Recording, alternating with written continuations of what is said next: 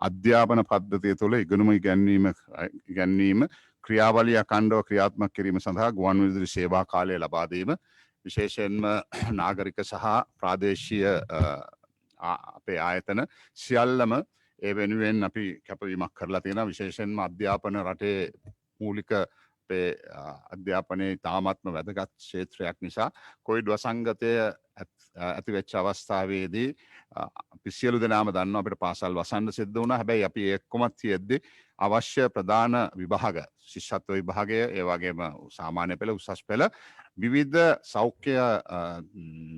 සෞඛ්‍ය අංශය දෙන ලද උපදෙස් වලට යටත්ව අපිට තිබෙන්න හැකියාවක් තිබුණා. ඒ වගේම පාසල් වසා දැමීමට සිද්ධ වෙච්ච නිසා ගුවන් විදුලිය පාවිච්චි කරමින් අපි ගුවන් විදුලිය පැත්තෙනුත් අපි ඉතාමත්ම සහනකාරී මිලකට අධ්‍යාපන අමාත්‍යයන් සමග සාකච්ඡා කරලා තීන්දුවක් අරගෙන ඒ නාලිකාවන් දෙකක් අපි ලබා දීලා තියෙනවා අධ්‍යාපනය ඉදිරියට ගෙන යාම පිණිස.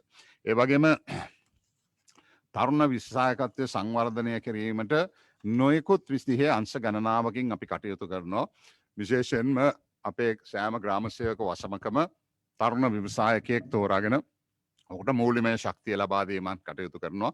ඒ වගේම තරුණ කාන්තාවන් සංවර්ධනය කිරීමට ලක්ෂ 35ක මුදලක් වෙන් කරලා තියෙනවා. නිවසක් සහ කඩයක් අපි සරල භාෂාවෙන් කියනවා නම් ගමේ කඩේ නැවත බල ගැන්වීම සහ ව්‍යාපාරිකයෙක් නිර්මාණය කිරීමේ අදහසින් ඒ තියෙන සුදුසුම පුද්ගලයා අපේ අපේ සංවර්ධන නිලධාරීන් රාජ්‍ය නිලධාරීන් සහ ඒ පළාතේ සිටින දේශපාලන අධිකාරියන් එකට එක්කාසු වෙලා සුදුසුම පුද්ගලයා තෝරලා ඒකට ශක්තිය ලබා දීමට ඊට අමතරව තරුණ විශ්ව සංවර්ධන වැඩපිළිවෙල හරහා සෞභාග්‍ය දැක්ම රජයේ ප්‍රතිපත්ති ප්‍රකාශනය මගින් තරුණ සංවර්ධන අරමුදලක් ආරම්භ කිරීමට හා ඒ අරමුදල ප්‍රවර්ධනය කිරීම සඳහා තරුණ සංවර්ධන ලොතරැයි ආරම්භ කිරීමට යෝජනා කර තිබෙනවා.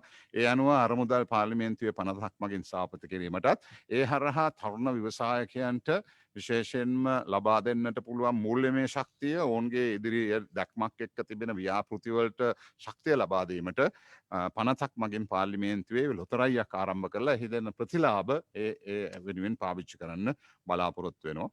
ඒ වගේම ජාතික ක්‍රීඩා දිනය ප්‍රකාශයට පත් කිරීම ක්‍රීඩා සහ යෞවන කටයුතු අමාත්‍ය නාමල් රාජපක්ෂ මැතිතුමාගේ යෝජනාවකට අනුමැතිය ලැබලා දීලා තිබෙනවා. මේ සාමාන්‍යයෙන් සෑම වසරකම අප්‍රේල් මාස 6 වෙනි දින තමයි ශ්‍රී ලංකා ජාතික ක්‍රීඩා දිනය හැටියට නම් කරලා තියෙන්නේ.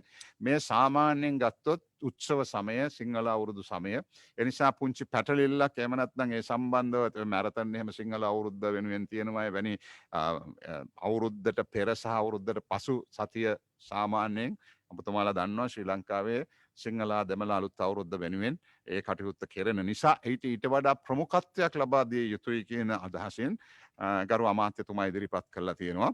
ඒකට සරිලන දිනයක් හැටියට ශ්‍රී ලංකාවට කීර්තියක් අත්කර දුන් ඩන්කන් වයිට් මහතාගේ ඔලිම්පික් තරගාවලියේදී මීටර් 100 400 කඩලු මතින් දිවීම සඳහා රිදී පත්කම දිනාගත් ජූලි මාස 31 වෙනි දින ඒ ක්‍රීඩා දිනය ලෙස නම් කරන්න. ඒකට පුංචි අපි කියන සිග්නිෆිකන්ස් එහෙම නැත්නම් සිදුවීමක් විශේෂයෙන්ම ඩන්කන් වයිට් ලංකාවට පළවෙනි මෙඩල් ඔලිම්පික්ස් ගෙනල්ලා දීපු කෙනා හැටියට ඒ දිනය පාවිච්චි කරන්නත් ඒ දිනය යොදා ගන්නත් තීන්දුව කරලා තියෙනවා. ඒ වගේම යෝජිත වත්කම් උපගදා ප්‍රතිසංස්කරණ කමිෂන් සභාවේ පනත වගේ 2021 අයවැය කතාවේදී ඉදිරිපත් කරපු ජාතික යහපත හා ජාතික ආර්ථිකයේ වැඩි දියුණු උදෙසා ඉඩම් ඇතුළු ඌන උපයෝගිතා වත්කම් උපරිම ඵලදායී අන්දමින් භාවිතා කිරීම සහතික කිරීම සඳහා කඩිනම් පියවර ගත යුතු බව කැබිනට් මණ්ඩලය විශ්වාස කරා. ඒ අනුව විශේෂයෙන්ම දිගුකාලීන බදු පන මත ලබා දී ඇති ඌන උපයෝජන ඉඩම් රජයේ ඉඩම් විවිධ හේතුන් මත ඉදිකිරීම් කටයුතු ප්‍රමාද වී ඇති විසා දේපල සහ ඌන උපයෝජන ඉඩම් ඇතුළු වත්කම් සහිත රාජ්‍ය ව්‍යවසායයන් උපරිම ඵලදායී තත්ත්වයට ගැනීම සඳහා ඒ අනුව වත්කම් උපයෝගතා ප්‍රතිසංස්කරණ කොමිෂන් සභාව නමකින් ආයතනයක් ස්ථාපිත කර හඳුන්වා ගනු ලබන ඌන උපයෝජන වත්කම් ඵලදායී අයුරින් ක්‍රියාත්මක කරනවා. දැන් අපතුමාලා දන්නවා කාලෙන් කාලෙට මේ රටේ ඉඩම් ප්‍රතිසංස්කරණ කොමිෂන් එක තිබ්බා. ඒ හරහා ලංකාවේ තිබ්බ වටිනාම ඉඩම් යම් යම් පදනම් උඩ විවිධ ආයතන වලට විවිධ අවස්ථාවලදී ලබා දීලා තිබෙනවා. හැබැයි ඒ සම්බන්ධව පසුවිපරමක් කෙරිලා නැහැ. එහි ප්‍රයෝජනය මොකක්ද ගන්න? ඒකේ ගස් ටික කපලා වුන් ව්‍යාපාරයක් පමණක් කරනවද? ඒ දීපු ඉලක්ක සම්පූර්ණ කරන්න ඕන්ට හැකි වෙලා තියෙනවද? එසේ නැත්නම් හිතාමතා මේම ඉලක්ක සම්පූර්ණ නොකිරීමේ තත්ත්වයක් ඇති වෙලා තියෙනවද? එවැනි චෝදනා ගණනාවක් පැමිණලා තිබෙනවා විශේෂයෙන්ම අපිට. ඒ නිසා අපි කමිෂන් එක සභාවක් හඳුන්වලා දෙන්න බලාපොරොත්තු වෙනවා.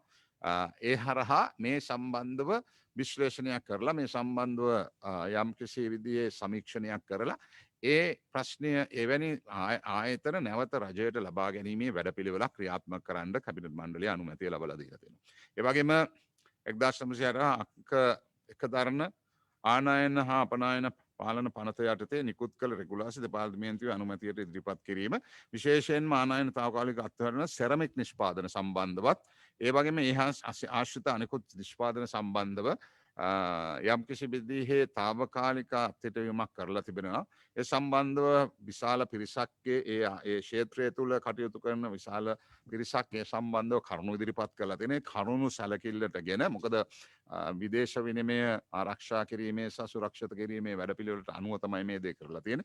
කෙසේ වෙතත් ඒ ක්ෂේත්‍රය ඉදිරියට යා යුතුයි. ඒ වගේම ඉදිකිරීම ක්ෂේත්‍රයට යම් කිසි විදිහේ බලපෑමක් ඇති වෙන නිසා දින 180ක ණය පදනම මත ආනයන කිරීම සඳහා මෙයට අවසර ලබලා දීලා තියෙනවා. මෙවැනි සමාන්තර භාණ්ඩ කීපයකටත් අතුල් කරලා තියෙනවා ඒ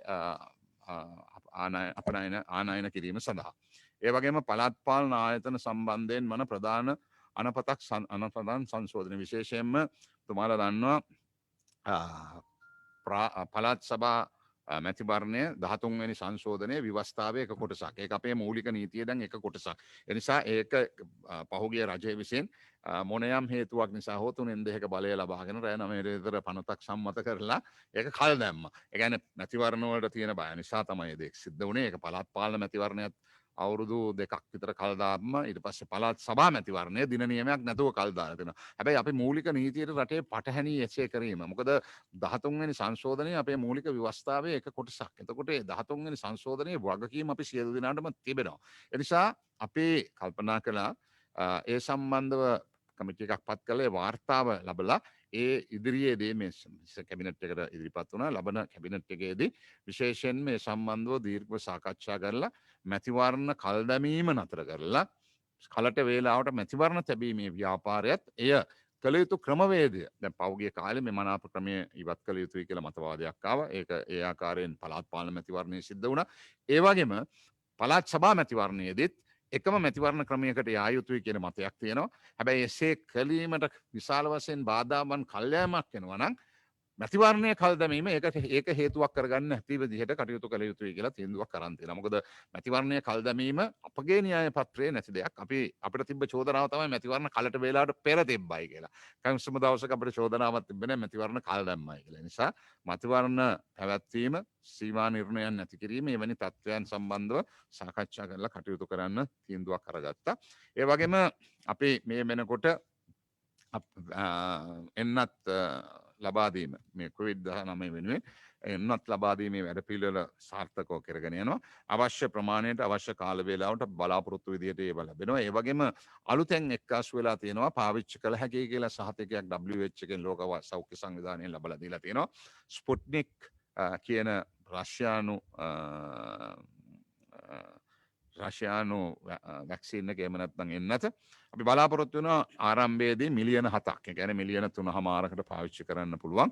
මිලියන 7ක් මිලදී ගැනීමට ඒ සඳහා ඇමරිකන් ඩොලර්ස් මිලියන 69.65ක් භාණ්ඩාගාරයෙන් වෙන් කරන්නට තීන්දුව කරලා තියෙනවා. කැබිනට් මණ්ඩලය ඊයේ තීන්දුවක් ගත්තා.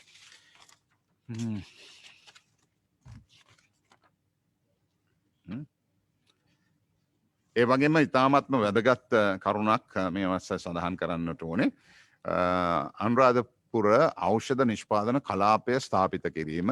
මේ කලාපය අනුරාධපුර ඖෂධ නිෂ්පාදන කලාපය හැටියට ගත්තේ 2013 දයට කිරුළ වැඩසටහනේදී වෙන් කරලා මෙතෙක්කල් ක්‍රියාවට නැංගුණු නැති වැඩපිළිවෙලක් ක්‍රියාවට නංවන්නට බලාපොරොත්තු වෙනවා.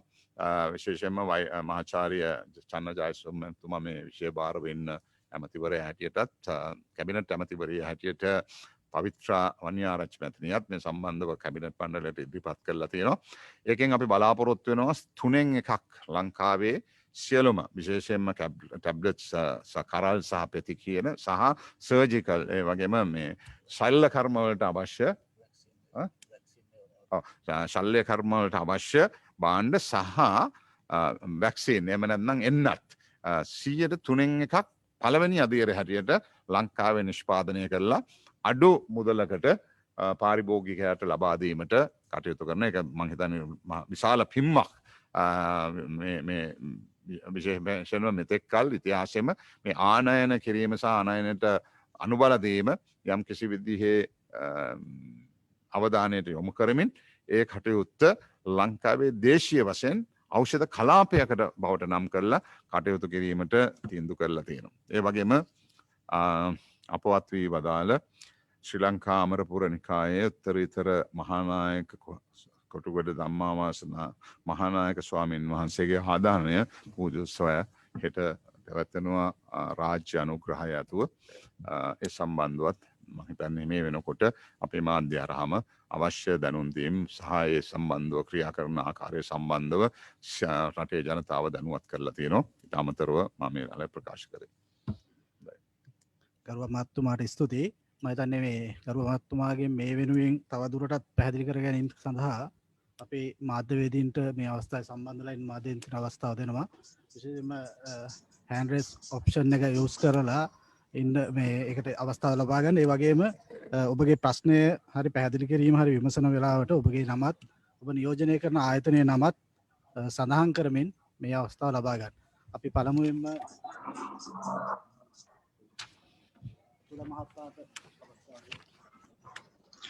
වැඩබලන අධ්‍යක්ෂකතුමනි මම අසංක අතපත්තු ලයිට් 24 මාධ්‍ය ආයතනයෙන් මට ප්‍රශ්න 3ක් ඇසීමට අවස්ථාව ලබා දෙන්න. ඇමැතුමනේ රට තුළ මේ වන විට විවිධ මත පැතිරෙන්න මානවහිකම් කවුන්සිලේ යෝජනාව හරහා රටට ආර්ථික සම්බාධක පැනවීම වැනි අහිතකර බලපෑම් ඉදිරියේදී ඇතිවෙන්න පුළුවන් කියලා. නමුත් මානවහිකම් කවුන්සලයට එය එසේ කළ හැකිද? මානවහිමකම් කවුන්සලයට එසේ කළ නොහැකි. එය ඉදිරිපත් කරන්නට ඕනේ සිකියුරිටි කවුන්සිල් එකට. සිකියුරිටි කවුන්සිල් එකෙන් තමයි තීන්දුව ගන්න ඕනේ. අපි කියන non binding කියලා. මානව හිමිකම් කවුන්සිලම non binding organisation එකක්. හැබැයි ඔවුන්ට පුළුවන් පුද්ගලයන් හැටියට පුද්ගලිකව යම් යම් රටවල් වලට තීන්දුව ගන්න පුළුවන්. අපි එතරම් දුර යන්නට අවශ්‍ය වෙයි කියලා අපි හිතන්නේ නැහැ. මේ වෙනකොට ඉතාමත්ම සාධනීය ලෙස මේ ප්‍රශ්නය ගැන විපරම් වෙන්නේ. ඒ සම්බන්ධව විවිධ අපේ ප්‍රධානම පෙළේ විශේෂයෙන්ම සිකියුරිටි කවුන්සිලේ සිටින වීටෝ බලයත් එක්ක ඉන්න කණ්ඩායම් වලින් බහුතරයක් අපට යම් කිසි විදිහේ සහයෝගයක් ලබලා දීලා තිබෙනවා. අභ්‍යන්තර කටයුතු සම්බන්ධව කටයුතු කිරීම මේක දීර්ඝ වශයෙන් මම මේ මාස අවස්ථාවේදී කතා වෙන්නේ.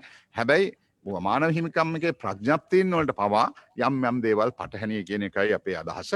අපි ඒ සම්බන්ධව ඉදිරියේදී විශේෂයෙන්ම ලබන සැප්තැම්බර් මාසයේ වෙනකොට අපි මේ සම්බන්ධව දැඩි ලෙස සූදානම් වෙනවා පමණක් නෙමෙයි. ඔබතුමාලා දන්නවා ඒ කරුණු ඉදිරිපත් කිරීමේදී credible evidence කියන එක ලොකු ප්‍රශ්නයක්. මොකද්ද මේ credible evidence කියන්නේ? විශ්වාසදායී තොරතුරු කියන එක. ඒ විශ්වාසදායී තොරතුරු ලබාගත්තේ කාගෙන්ද? ඩයස්පෝරා එකෙන්ද?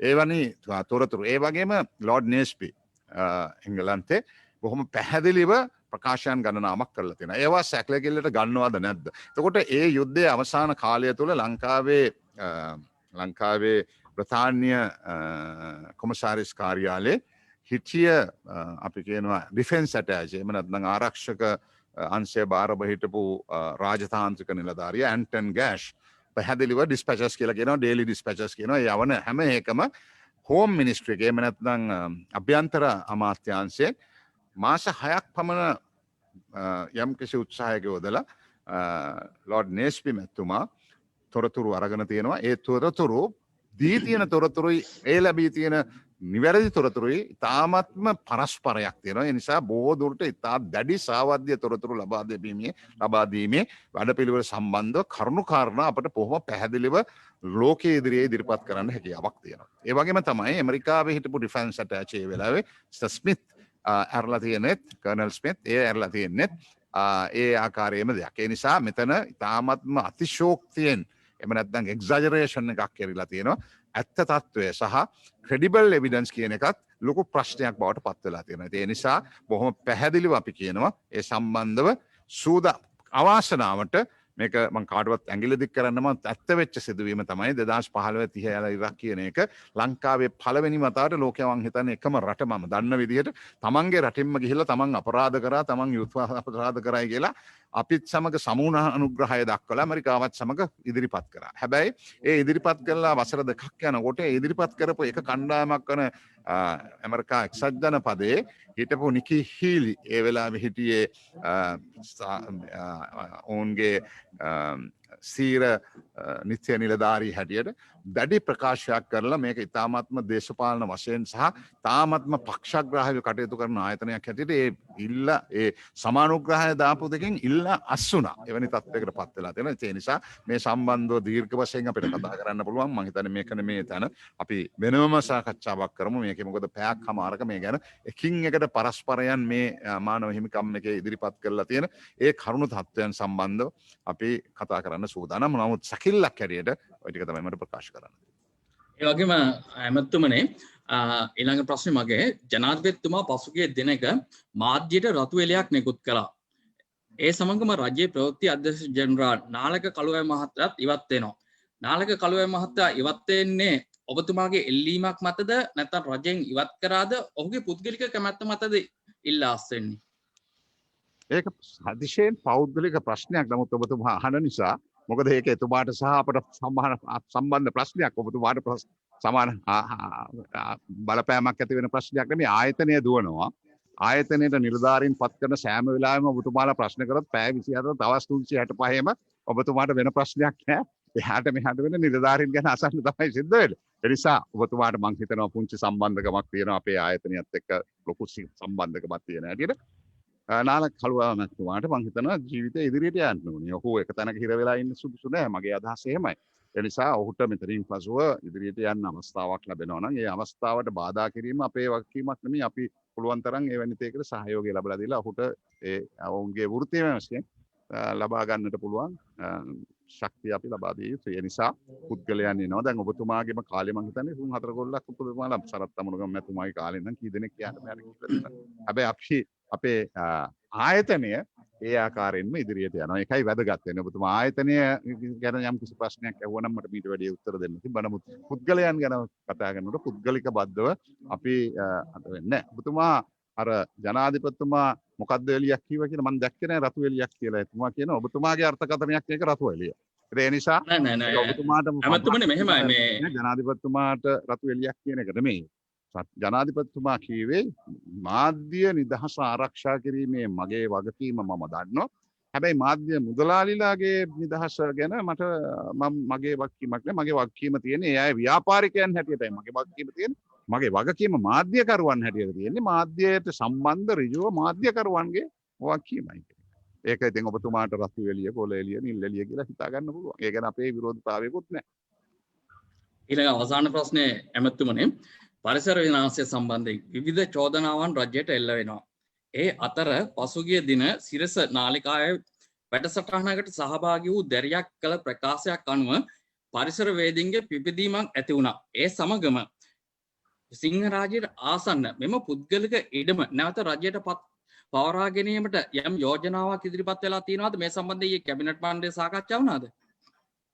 ඒ සම්බන්ධ කැබිනට් මණ්ඩලයේ සාකච්ඡාවට ලක් වුණේ නැහැ. නමුත් සාකච්ඡාව කැබිනට් මණ්ඩලයේ කැබිනට් පත්‍රිකාවලින් පසුව විවිධ ක්ෂේත්‍රයන් සමග කතා කරනකොට අපි කතා කරා පොදුවේ පරිසරය ගැන මේ මොනකොට ඇති වෙලා තියෙන තත්ත්වයක්. මම ඔබතුමාට එක මොහොතකවත් කියන්නේ පරිසරය සම්බන්ධව ප්‍රශ්න නැති කියලා. හැබැයි ප්‍රශ්න නාට්‍යකරණයක් කරන එක නම් බොහොම පැහැදිලිව පේනවා. ඒ නිසා මම මේ අවස්ථාවේදී ඔබට කියනවා ඊගාව සති දෙක ඇතුළත ඔබතුමාට බලා ගන්නට පුළුවන් මේ කියන හැම දෙයක් සම්බන්ධව අපි පෞද්ගලිකව පරීක්ෂණ පවත්වනව බවනක් නෙමෙයි. රටේ ජනතාවට ඒ සම්බන්ධව සවිස්තරව දැනුම් දීමක් තියෙනවා. අපි කියන්නේ මේ කියන ප්‍රශ්න සියල්ලම අසත්‍යයක් කියලා. හැබැයි නාට්‍යකරණයක් සහ රංගනයක් කරන බව නම් පැහැදිලි. ඒ රංගනීය සහ නාට්‍යකරණය එළිදරව් කිරීමට මට හොඳ උදාහරණයක් දෙන්න පුළුවන්. දැන් ඔබතුමා දැක්කා අතන මේ විහාර මහදේවී උද්‍යානයේ ගාව ලොකු මොකක්ද අට්ටාලයක් ගහලා කටයුතු කරනවා. ඒ කාලේ ගහපු පුද්ගලයෝ ගැන ඔබතුමා දන්නවා මට වඩා හොඳට ජනාධිපති ගෝඨාභය රාජපක්ෂ මහත්මයාගේ ජනාධිපති අපේක්ෂකයාට අභියෝග කරලා උසාවියට ඉදිරිපත් කරපු කීප දෙනෙකුත් මම දැක්කා ඒ තැන්වල ඉන්නවා. ඉතින් ඒක අදාළ නෑ මේක කරුණු දෙකක්. නමුත් මම නිකන් කීවේ ඔබතුමාගේ දැනගැනීම පිණිස ඔබතුමාට ඒ ගැන දන්නේ නැත්නම් ඒ වගේම ඒකට අවසර ගත්තයි කියලා කීවෙත් නගර සභාවෙන්. ඒ නගර සභාව එක්සත් ජාතික පක්ෂයේ නගර සභාවක්. අපේ හිතවත් සෝෂිසේන නායක මැතිතුමා තමයි එහි නගරාධිපතිනිය හැටියට කටයුතු කරන්නේ. ඒ වගේම එසේ තියදී නගර සභාවෙන් ඇවිල්ලා ගැලෙව්වයි කියලා කිව්වා. ඒකෝට ඒකත් නගර සභාවත් නගර සභාවේ ක්‍රියාකාරකමුත් අපට අදාළ වෙන්නේ දේශපාලන වශයෙන් ගත්තොත් පරිපාලන වශයෙන් ගත්තොත් අපිට අදාළ වෙනවා. දේශපාලන වශයෙන් ගත්තොත් අපිට අදාළ වෙන්නේ නැහැ. නමුත් ඒ දේශපාලන වශයෙන් තමයි ඔබතුමාලා උග දෙනෙක් ගන්න උත්සාහ කරේ. ඒ නිසා දේශපාලන වශයෙන් මේ ගන්නකොට ඒ ක්‍රියාවලියේ උඩ ඉඳන් පල්ලෙහාට යන කම්ම හිටපු කණ්ඩායම ඒකයි. හැබැයි සියලු බැනුම් බනින්නේ ගරු ජනාධිපතිතුමාට. ඒකට කිසිම සම්බන්ධයක් නැති. ඒකට අවසර දුන්නේ ගැලෙව්වේ, ඒක හයි කරේ, ඒක ආපහු කරේ සියල්ලම නගර සභාවෙන් නගර සභාව එක්සත් ජාතික පක්ෂයට. මම දැක්කා විපක්ෂ නායකතුමාත් බැහැලා පිටට එහෙම තට්ටු කරලා යනවා. ඉතින් මේ නාටකයන් සම්බන්ධව එකේ ඉඳන් පෙළගස්සපුවාම ඔබතුමාලට පැහැදිලිව පේනවා ඒ නාටකය කොහෙන්ද ක්‍රියාත්මක වෙන්නේ, කොයි ආකාරයෙන්ද සිද්ධ වෙන්නේ. එතුමා මම මොහමඩ් සෆාර් මේ UTV කියන දෙමළ මාධ්‍ය TV channel එකේ මංගව ප්‍රශ්න 3ක් තියෙනවා අහන්න පුළුවන් නේද? පුළුවන්. මේ කජිමවත්තේ ගෙවල් 27ක් ගින්නෙන් විනාශ වුණා. මම හිතන්නේ ඔබතුමා ඒ සම්බන්ධව දැනුවත්. ඒ ජනතාව පිළිබඳව රජය ගන්න තීරණය කුමක් නැමතුමා? මේ සම්බන්ධ පරීක්ෂණයක් කරනවා. ඒ කරලා ඩිසාස්ටර් මැනේජ්මන්ට් එහෙම නැත්නම් අවදා කළමනාකාරයත් එක්ක සාකච්ඡා කරලා එයාගේ ජන ජීවිත වලට යම් ප්‍රශ්නයක් වෙලා තිබෙනවා. ඒ සම්බන්ධව ගත යුතු විශ්නුම් ඉදිරියේදී දැනුම් දෙනවා. ඒ වගේම මේ ටයිල් ආනයනය පිළිබඳව කතා බහ වෙනවා මේ දවස්වල. ඇත්තටම රජයේ අරන් තියෙන තීරණය මට පොඩ්ඩක් පැහැදිලි කරන්න පුළුවන් ඒ සම්බන්ධව. තමයි ණයවර ලිපි දීලා තිබ්බ ඒ කාලේ ඒ ණයවර ලිපි ලබා දීමත් ඒ අපි කියන ක්‍රෙඩිට් ලයින් එකක් දෙන එක දින 180ක් තුළ ටයිල්ස් ගෙනීමටත් මොකද ඒකට හේතු වුණේ යම් විදිහේ සීමාවකින් තොරව සහ දේශීය නිෂ්පාදනයන් වලට යම් කිසි විදිහේ බලපෑමක් වෙන විදිහට තිබ්බා. ඒ වගේම විදේශ විනිමය ප්‍රශ්නයක් අපේ කොවිඩ් වසංගතයත් එක්ක ඇති වෙලා තියෙනවා. අපිට අමතක කරන්න බෑ ලංකාවේ ප්‍රධාන වශයෙන් සංචාරක ව්‍යාපාරය ඩොලර් බිලියන 3ක වුණ ආදායමක් අපිට අහිමි වෙලා තියෙනවා. විදේශ ආයෝජන අපිට අඩු වෙලා තිබෙනවා. ඒ නිසා අපිට අර පරිස්සමෙන් පාවිච්චි කරන්න වෙලා තියෙනවා විදේශ විනිමය. ඒ වගේම ටයිල්ස් කියන එක ලංකාවේ මේ වෙනකොට විශාල වශයෙන් නිෂ්පාදනය වෙන. ඒ සම්බන්ධව ඉවැලුවේෂන් එකක් එහෙම නැත්නම් සමීක්ෂණයක් කරලා ලංකාවට අවශ්‍ය ප්‍රමාණය කොපමණක් නිෂ්පාදනය වෙනවද, ඊට අමතර ප්‍රමාණයක් ඉදිකිරීම් ක්ෂේත්‍රයේ කඩා වැටීමට ඉඩ නොදී ගැනීමට තීන්දුව කරලා තියෙනවා. ඒ වගේම ණයවර ලිපි දින 180කට සීමා කරමින් එය ලබා දීමට තීන්දුව කරලා.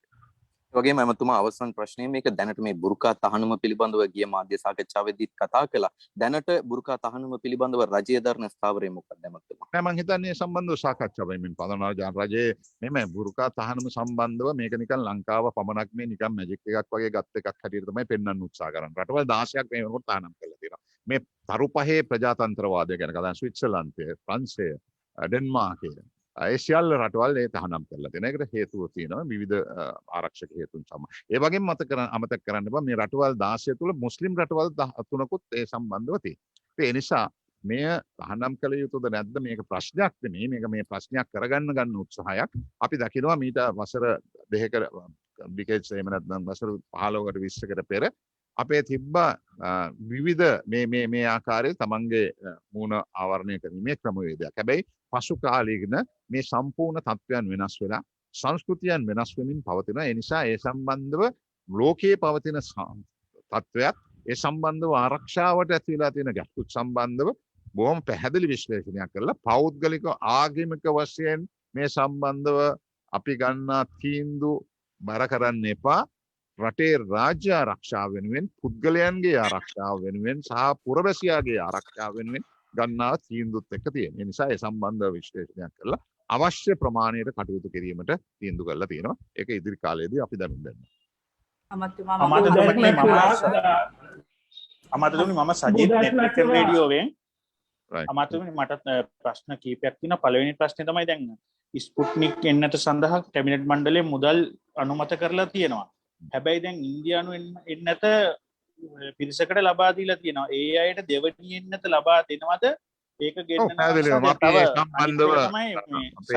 සයිනෝෆාර්ම් එන්නටත් මේ ස්පුට්නික් එක ආපුවාම අපි එක ප්‍රදේශයකට අපි ගත්තොත් මධ්‍යම පළාතට මධ්‍යම පළාතට පාවිච්චි කරන්න බලාපොරොත්තු මොකද අපේ සෙකන්ඩ් වැක්සින් එකත් ඒකම විය යුතුයි මාරු කරන්න බෑ ඒ නිසා පැහැදිලිවම අපි බලාපොරොත්තු වෙනවා සෝනලයිස් කරන්න එහෙම නැත්නම් zones හැටියට ගන්න එතකොට අපි උදාහරණයක් ගත්තොත් උතුරු මැදට එහෙම නැත්නම් උතුරට එහෙම නැත්නම් දැන් ඊගාවට වැඩියෙන්ම තියෙන්නේ මධ්‍යම පළාතේ මධ්‍යම පළාතට පාවිච්චි කරනකොට අපිට ස්පුට්නික් එක පාවිච්චි කරත හැකි කියන්නේ මිලියන 3.5කට වැක්සින් දෙක ගානේ පාවිච්චි කරන්න පුළුවන්. ඒ නිසා ඒ සම්බන්ධව බොහොම විධිමත් සැලැස්මක් එක්ක කටයුතු සිද්ධ වෙනවා කියන එක බොහොම පැහැදිලිව කියනවා.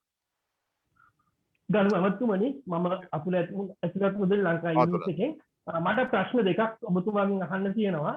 පළවෙනි ප්‍රශ්නේ තමයි මේ පසුගිය දිනවල පරිසරය සහ සාමාන්‍ය ජනතාව අතර ලොකු ගැටීමක් ඇති වෙනවා. ඒ කියන්නේ පාරම්පරිකව ජීවත් වෙන ජනතාව සමහර පරිසර සංවේදී කලාපයයි කියමින් ඒ කලාප වලින් ඉවත් කිරීමට රජය ඇතම් නිලධාරීන් කටයුතු කරනවා.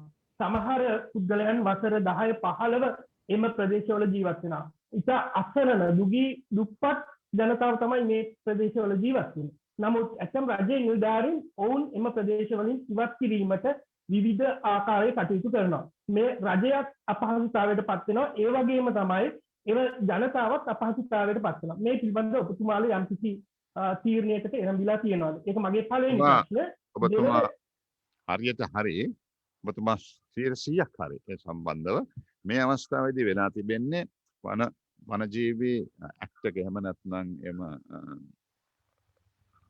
ඒ සම්බන්ධව ක්‍රියාත්මක වෙන අනපනත් තුළ ඇති වෙලා තියෙන තත්ත්වයන් සම්බන්ධව අපි දකිනවා යම් යම් අසාධාරණකම් සිද්ධ වෙනවා. අවුරුදු 30 40 පදිංචි වෙලා හිටපු අය නැවත වරක් මේවා. ඉතින් මේකේ පිටිපස්ස මේ සම්බන්ධව අපේ අවධානය යොමු වෙලා තිබෙනවා.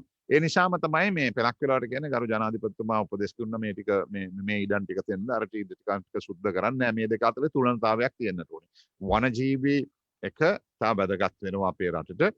හැබැයි වනජීවී එක වැදගත් වෙන අතරතුර රටේ මනුෂ්‍යයන් ජීවත් වීම සම්බන්ධව මම දැක්කා එක පරිසරවේදියෙක් කතා කරනවා 1886 පනතේ මෙන්න මෙහෙම තියෙනවායි කියලා. 1886 පනතේ මම මේ ගම්පහ දිස්ත්‍රික්කේ මම දැක්කා කොළඹ නුවර පාර තිබ්බේ මේ කරත්ත පාරක්. මේ කරත්ත පාර ඒ විදිහටම තිබ්බනම් ඉතින් හොඳයි ඇත්තටම. පරිසරය 100%ක්. අපි දැන් කරත්ත පාරත් එක්ක සංවර්ධනයක් කරනවායි කියන එකද එහෙමනම් අප කරත්ත යුගයට අපි යන්න ඕනේ. මේ කරත්තේ මෙහෙම කරත්ත යුගයට යන්න පුළුවන් එලෝප්ලේන් එක දැක්කපු නැති මිනිහා කියනවා කරත්ත හොඳයි කරත්ත තමයි හොඳම මෝඩර් ට්‍රාන්ස්පෝර්ට් කියලා. ඒක තියෙන්නේ තමාගේ දැනුම ගැන ප්‍රශ්නයක්. මොකද 1886 තියෙන එකයි මේකයි අතර සංසන්දනය කරලා ඒකම ක්‍රියාත්මක වෙන්න ඕනේ කියලා කවුරු හරි කියනවනම් ඒ සම්බන්ධව පුංචි පොඩි නෙමෙයි විශාල ප්‍රශ්නයක් තියෙනවා. දැනුම සහ ක්‍රියාත්මක වීම අතර තියෙන ප්‍රශ්නයක්. ඒවා අපි පැත්තක තියමු. ඒ නිසා මේ ඔබතුමා කියන එක හරි. ඒ නිසාම රජය මේ වෙනුවෙන් විශේෂ අවධානය යොමු කරලා ඒ සම්බන්ධව ස්ථීරසාර වැඩපිළිවෙලක් ඉතාම මැන්තකදී ඉදිරිපත් කරන්න බලාපොරොත්තු වෙනවා. ඒකේ ලොකු තුලනතාවයක් තියෙනවා. මිනිස්සු ජීවත් විය යුතුයි, පරිසරය ආරක්ෂා විය යුතුයි, වනජීවී ආරක්ෂා විය යුතුයි, සතාසි උපාවා නිදහසේ සිටිය යුතුයි. ඒකට මේක ඉතාමත්ම අමාරු දෙයක් කළමනාකරණය කරන්න. හැබැයි මේ කළමනාකරන යුතු දෙයක්. ඒ තැනට අපි පැමිණ සිටිනවා. ඒ අනුව ඒ ආකාරයෙන් ක්‍රියාත්මක කරන්න බලාපොරොත්තු වෙනවා. ඇමතුමනි මගේ දෙවෙනි ප්‍රශ්නේ තමයි මේ දිනවල උග්‍ර ටයර් සිද්ධියක් අපේ රට තුළ පවතිනවා. බොහොම වාහන සඳහා ඒ කියන්නේ කුඩා ප්‍රමාණයේ වාහන සඳහා අවශ්‍ය කරන ටයර් අපේ රට තුළ ලබා නොගැනීමට තත්ත්වයක් උද්ගත වෙලා තියෙනවා. ඒ වගේම විශාල වශයෙන් මේ කියන්නේ බගී ප්‍රවාහන බස් රථ වගේ දේවල් වලට අවශ්‍ය කරන ටයරුත් යම් කිසි සිද්ධියක් ලංකාව තුළ පවතිනවා. ඒ තත්ත්වය මත පිටරටින් ටයර් ආනයනය කිරීම සඳහා කැබිනට් එකේ යම්කිසි තීරණයක් ගත්තද ඒ සඳහා මොකක් හෝ සම්බන්ධව දීර්ඝ වශයෙන් සාකච්ඡා කරා. ඒ අවශ්‍යතාවය සම්බන්ධව පිළිගත්තා.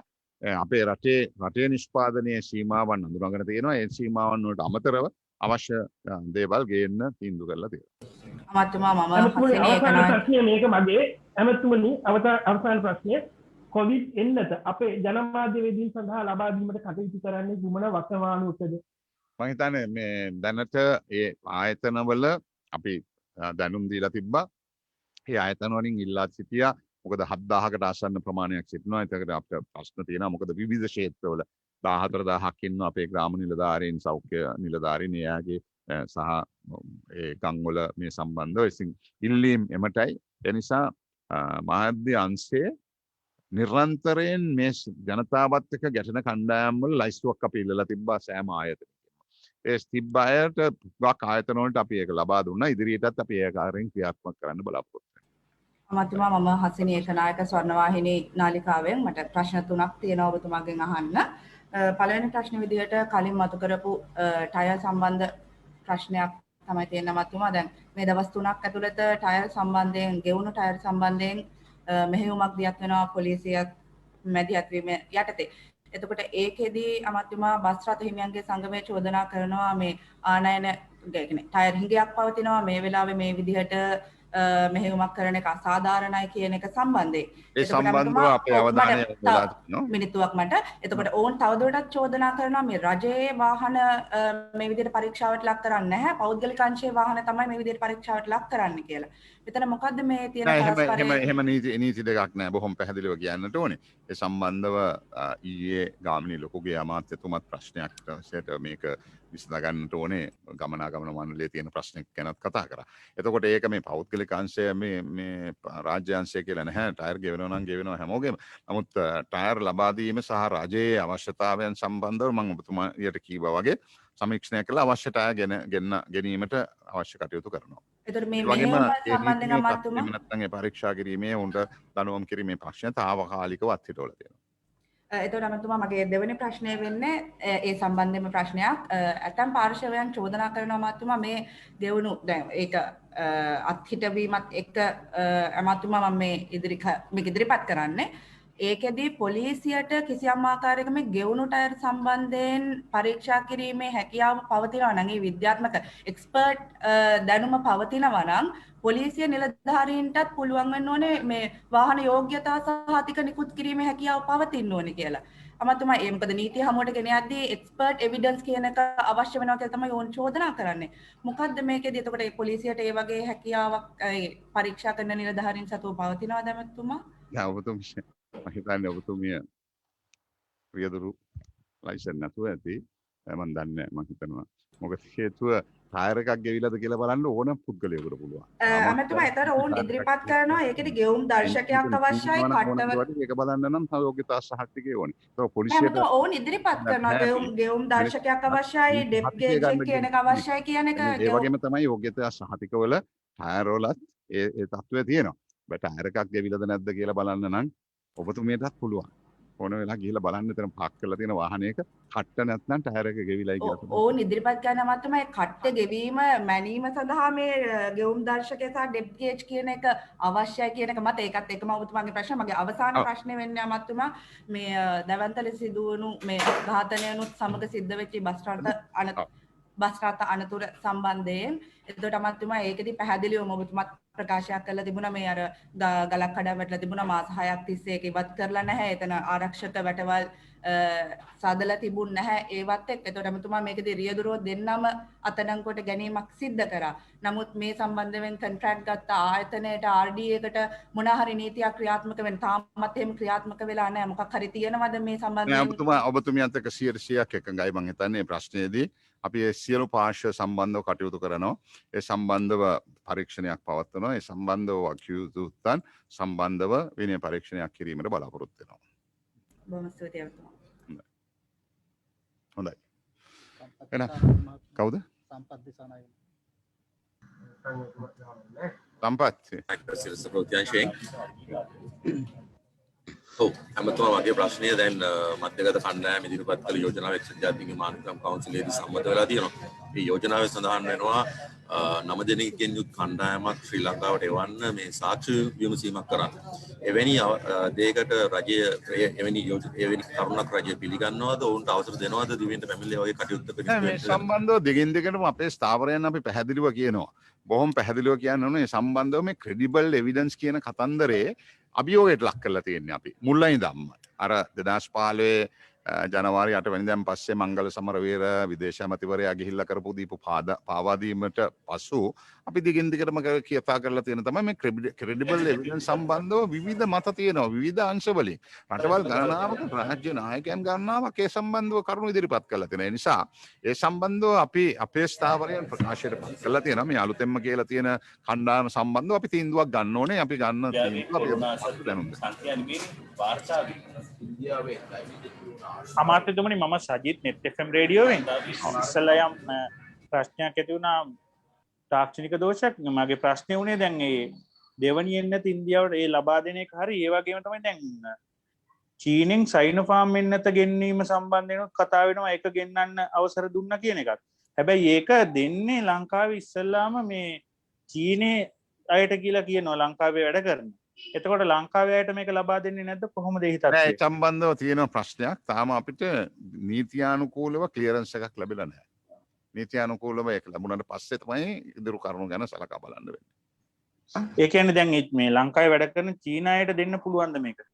නෑ ඒ සියලු දේ ලංකාවේ අපි බලධාරීන් හැටියට අපේ සෞඛ්‍ය ක්ෂේත්‍රයෙන් කාට හරි පාවිච්චි කරනවා නම් ඒ ක්ලියරන්ස් එක අපිට අවශ්‍යයි WH එකෙන් සහ ඒ ලබාගත යුතු ආයතන වලින් සහ අපේ තියෙන ආයතනයෙන් ඒ ක්ලියරන්ස් එක ලැබිය යුතුයි. තාම ඒක ලැබිලා නැහැ. තුමා ඒ වගේම තමයි දැන් සහල් මිල මේ වෙනකොට අපි දන්නවා දැන් ආඩු කිලෝගේ 115ක් 20ක් වෙනවා. සම්බ කිලෝ එක රුපියල් 140ක් වෙනවා. කීරි සම්බ 175 80 වෙනවා. දැන් ඔබතුමන්ලා කිව්වා මේ සහල් මිල අඩු කිරීමට එක්ක රටින් හාල් ගෙන්නනවා කියලා. ඒ කියන්නේ ලංකාවේ තියෙන ප්‍රශ්නයක් ඇති වුණොත් මේ වෙනකොට සහල් මිල විශාල වශයෙන් ඉහළ ගිහිලා තියෙනවා. මේකට මොන වගේ ක්‍රියාමාර්ගයක්ද සාකච්ඡා වුණාද? 400 ගාණක් තියෙනවා. ඒ සතුස සහ ඒ සම්බන්ධව වෙළඳ අමාත්‍යවරයා මේක ඉතාමත්ම සංකීර්ණ ප්‍රශ්නයක් ඔබතුමාලා දන්නවා. යම් යම් මාෆියාවන් ක්‍රියාත්මක වෙනවා. ඒවා ඉතින් එක රැයින් නිවැරදි කරන්නට බෑ. හැබැයි අපි සහතිකයක් ලබලා දීලා තියෙනවා. අපි හාල් රුපියල් 50ට හෝ 50ට එහා යනවා නම් වෙළඳ පොලේ වෙළඳ මිලට ලබා ගන්නත් 98ට උපරිමයට යටත්ව සහල් ලබා දෙන්නට ඒක මේ වෙනකොට ක්‍රියාත්මක වෙමින් පවතිනවා. මම හිතන්නේ ඉදිරි දින කිහිපය තුළ බන්දුල ගුණවාදන අමාත්‍යතුමා ඒ සම්බන්ධව අවශ්‍ය පියවර ගන්නවා. ඒ වගේම රුපියල් 100ට අඩුවෙන් සහල් ලබා ගැනීමේ විශේෂයෙන්ම නාඩු වඩා ජනතාව භාවිතයට ගන්න. නැවත වී නේද?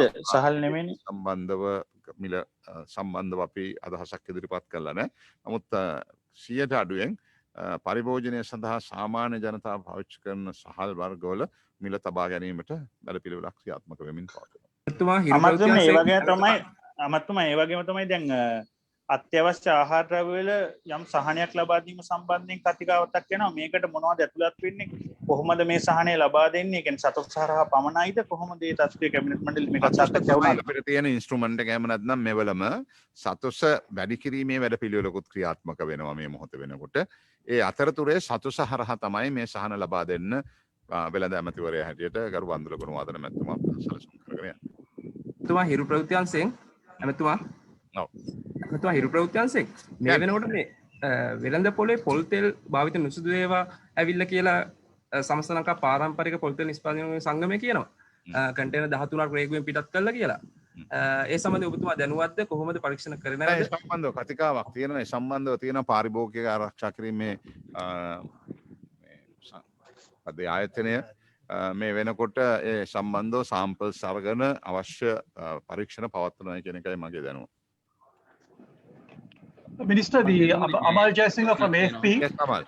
I just want to ask you about the one of the cabinet proposals, the plan to bring back GST. What is the government thinking on reintroducing GST? I think this is something you abolished in somewhere around 2002 on the basis that that was a cascading tax rather than a VAT, which is sort of you tax only the value addition component.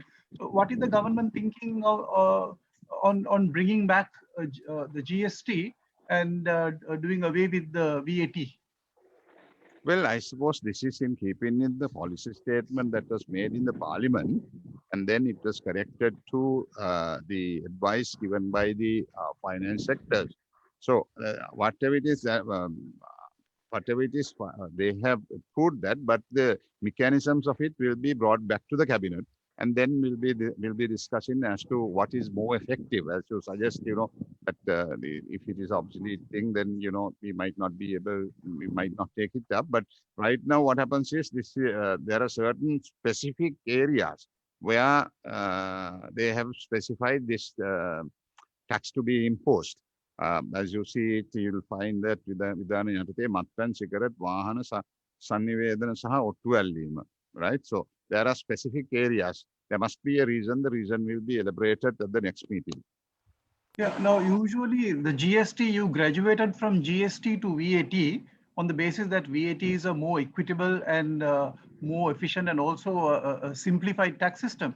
So the idea of going back to GST is to increase the tax. I suppose these are not things that are firm. The taxations vary from one to another, as you know. So there can be some effectiveness in it. I cannot tell you, sort of elaborate on this right now because it's just a short note saying that there are specific areas to be sort of considered on the VAT. So I might be able to give you a detailed thing at the next meeting because I see that few specific items comes under this particular tax. There was also thinking that the taxing should be at source. So these are all things that this approval is sought to evaluate the best possible thing, and they will bring back to the cabinet.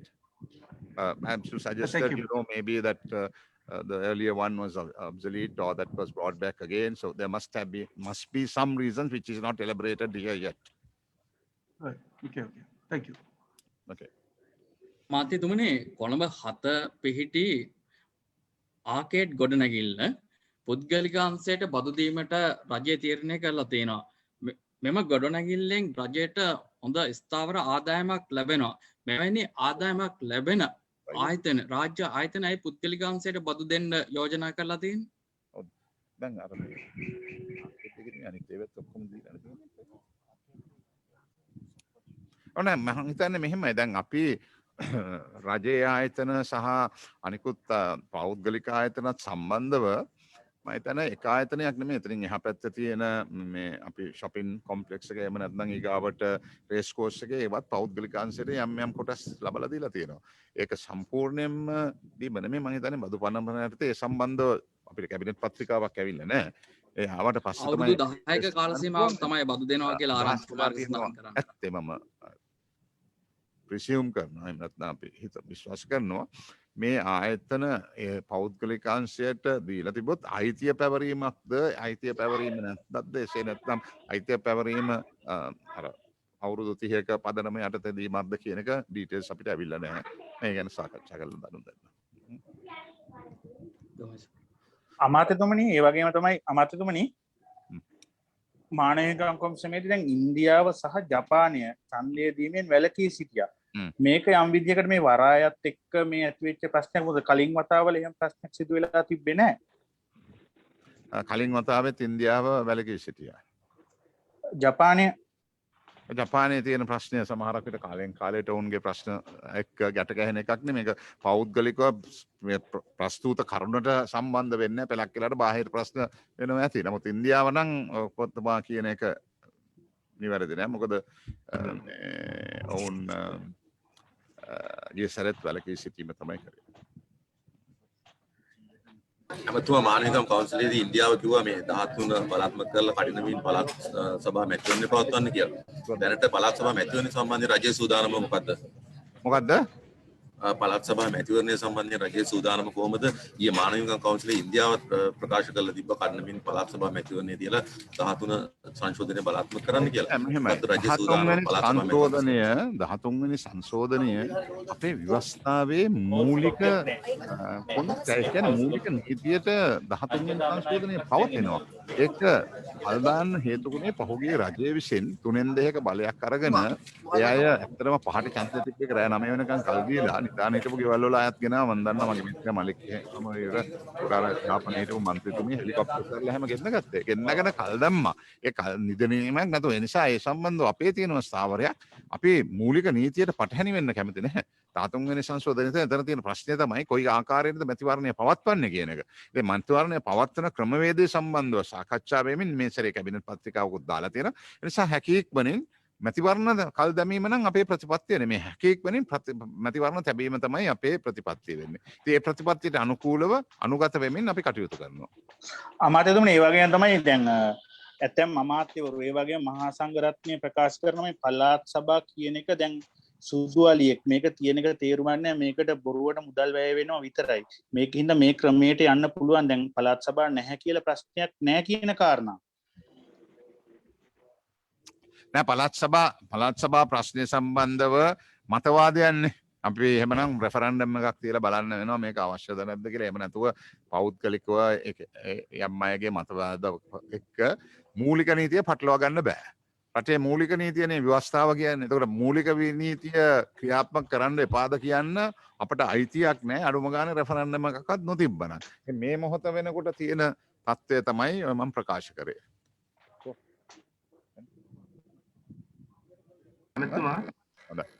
ඇමතුමා ඔව් ඇමතුමාට පොල් තෙල් එක පොඩ්ඩක් ආපහු සම්බන්ධයෙන් ඒ ගැන ගත්තොත් දැන් මේ වෙනකොට කන්ටේනර් 13ක් රේගුවෙන් පිට වෙලා කියලා තමයි අර චෝදනා කරන්නේ. ඒක තමයි පිට වෙලා කියනවායි කියලා තියෙනවා. රේගු වලින් පිට වෙනවා භාණ්ඩ පිට වෙන ඒවා ගැන පරීක්ෂණ පවත්වනවා. ඉතින් මේ සම්බන්ධව මම මේ සම්බන්ධව පරීක්ෂණයක් පවත්වලා ඒ සම්බන්ධ වාර්තාවක් ඉදිරිපත් කරා. ඒ කියන්නේ දැන් මේ කාලේ උත්සව කාලෙත් එක්ක ගොඩක් මේ පොල් තෙල් නිෂ්පාදන වලට වැඩි ඉඩකඩක් තියෙනවා. ඒතර මිනිස්සුන්ට මේ පිළිකාරකත් එක්ක යනවාද කියලා ඉක්මනට පරීක්ෂණයක් පැවැත්වුනේ නේද? හොඳයි. හැකීක්මනින් කරනවා. ඉතින් මෙහෙමයි වැඩේ. ඔබතුමාලා දන්නවනේ රේගුවෙන් එන දේවල් ලෝකේ හැමතැනම ඉතින් ওই රේගු වල ඔය වගේ ප්‍රශ්න ඇති වෙනවා. ඒ ප්‍රශ්න වලට උත්තර සැපීම තමයි අපේ වගකීම. හැබැයි ප්‍රමිති ආයතනයෙන් අවසර දෙන්න ඕන නේද මේ සම්බන්ධව අපි අවධානය යොමු වෙලා කියන එක. ප්‍රමිති ආයතනයෙන් අවසර ලැබිලාද මේවට? මේ මොහොතේ අපිත් සමග එක්කාසු වෙනවා. උසස් අධ්‍යාපන අමාත්‍ය ගරු මහාචාර්ය ජී.එල්. පීරිස් මැතිතුමා විශේෂයෙන්ම අධ්‍යාපන රිෆෝම්ස් එහෙම නැත්නම් ඒ අධ්‍යාපන ක්ෂේත්‍රයේ සම්බන්ධව තියෙන වැඩපිළිවෙළවල් දැනුම් දීම සම්බන්ධයෙන් මම එතුමාට ආරාධනා කරනවා මෙතන.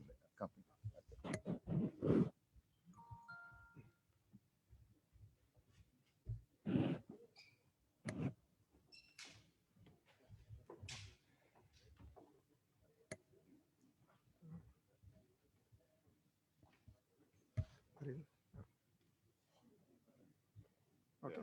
Yeah, that's right.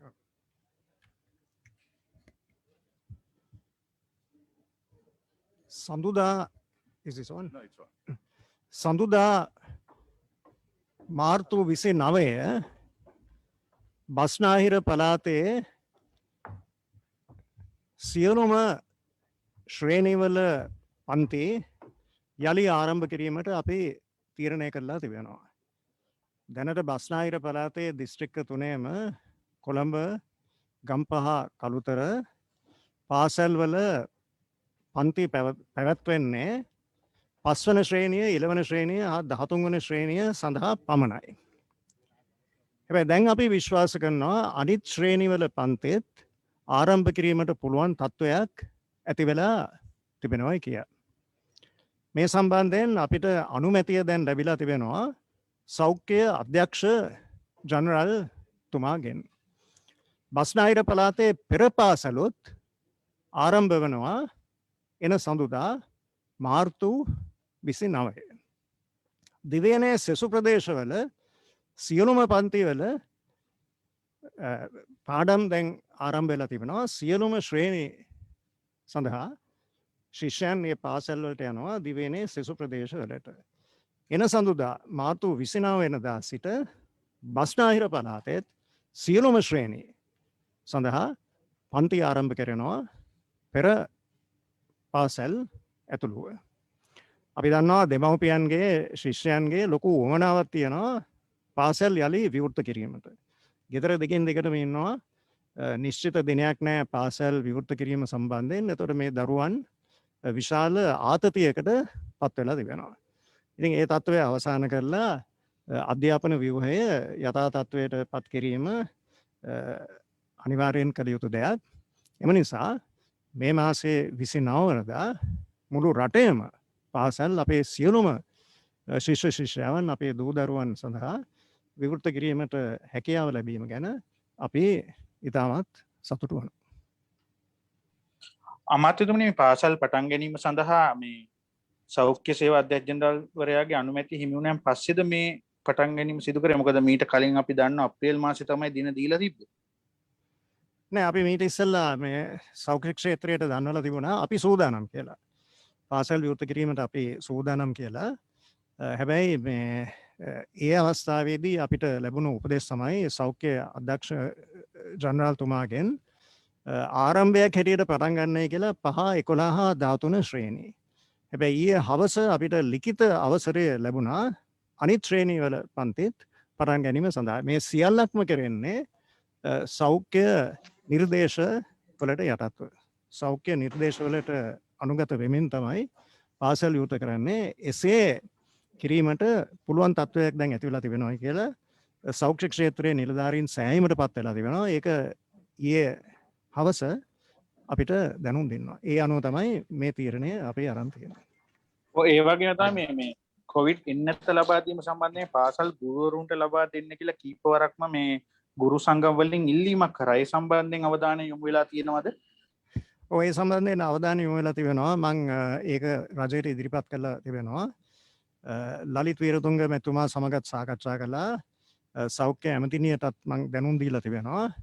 ඉතින් රජය පිළිගන්නවා ඒක කළ යුතු දෙයක් කියලා. හැකිතාක් ඉක්මනින් එන්නත් ලැබීම අනුව ගුරුවරුන්ට එන්නත් ලබා දීම උචිතයි කියලා පිළි අරන් තියෙනවා. ඒක හැකිතාක් ඉක්මනට මට දිනයක් නිශ්චිත වශයෙන් සඳහන් කිරීමට පුළුවන් කමක් නැහැ. හැබැයි ඒක කළ යුතු දෙයක්, සුදුසු දෙයක්. ඒක ප්‍රතිපත්තියක් හැටියට රජය පිළි අරන් තියෙනවා. අමතුමා ඒකට කරන්න ඕනේ පොඩ්ඩක්. මේකට එක්කාසු කරන්න ඕනේ මේ එන්නත ලබා දීම ඉතාමත්ම විධිමත් ආකාරයෙන් සැලසුම් කරලා කටයුතු කරන්න. ලංකාවේ වැඩිම ආසාධිතයන් නැති වුණේ බස්නාහිර පළාතේ. ඒ නිසා ප්‍රමුඛත්වය ලබලා දීලා තියෙනවා බස්නාහිර පළාතට. බස්නාහිර පළාතේ අපි ග්‍රාම සේවක වසම් 5ක් ගත්තොත් එක දවසකට ඒ 5 ඇතුළේ ඉන්න සියලුම ගුරුවරුන්ට ඒ එන්නත ලැබෙනවා. ඒ නිසා මේක ක්‍රමවේදයකට යන්නේ ඒ අතරතුරේ සුවිශේෂී අංශ සම්බන්ධව අපේ අවධානය යොමු වෙලා තියෙනවා. නමුත් මේ වෙනකොට බස්නාහිර පළාතේ 40ක් 50කට වැඩි ප්‍රමාණයක් එන්නත පාවිච්චි වෙලා තියෙනවා. ඊගාව සති දෙක ඇතුළත අපි බලාපොරොත්තු වෙනවා ඒක උපරිම මට්ටමට ගෙනහිල්ලා බස්නාහිර පළාත අවසන් කරලා ඊගාවට මධ්‍යම පළාතට යන්න. මොකද දෙවනුවට වැඩිම තියෙන්නේ මේ වෙනකොට මධ්‍යම පළාතේ. ඒතර මධ්‍යම පළාතේ ප්‍රදේශ වෙන් කරනකොට ඒ පළාතේ සිටින පුරවැසියන් ගුරුවරුන් වෛද්‍යවරුන් සහ කම්කරුවන් කොන්තරා සෑම පුරවැසියෙකුටම ඒ ලැබෙනවා. ඒ නිසා මේ මොහොත වෙනකොට බස්නාහිර ප්‍රදේශයේ සිටින ගුරුවරුන්ට ඒ ප්‍රදේශයේ ලබා දීපු එන්නතට ඔහුසෝ ඇය අයිතිවාසිකම් කියනවා. ඒක ඒ ආකාරයෙන් ලැබිලත් තිබෙනවා. ඔව් ඒක දැනටම කෙටලා තියෙනවා. අනෙක අපි මතක තබා ගත්ත කරුණක් තමයි දැන් අද වන විට ලෝකේ රටවල් 103ක් තියෙනවා. එන්නත කිසිසේත් පාවිච්චි කිරීම ආරම්භ නොකරපු. 130ක්. දැන් 130ක් රටවල් 130ක එන්නත භාවිතා කිරීම ආරම්භ කෙරෙලත් නැහැ.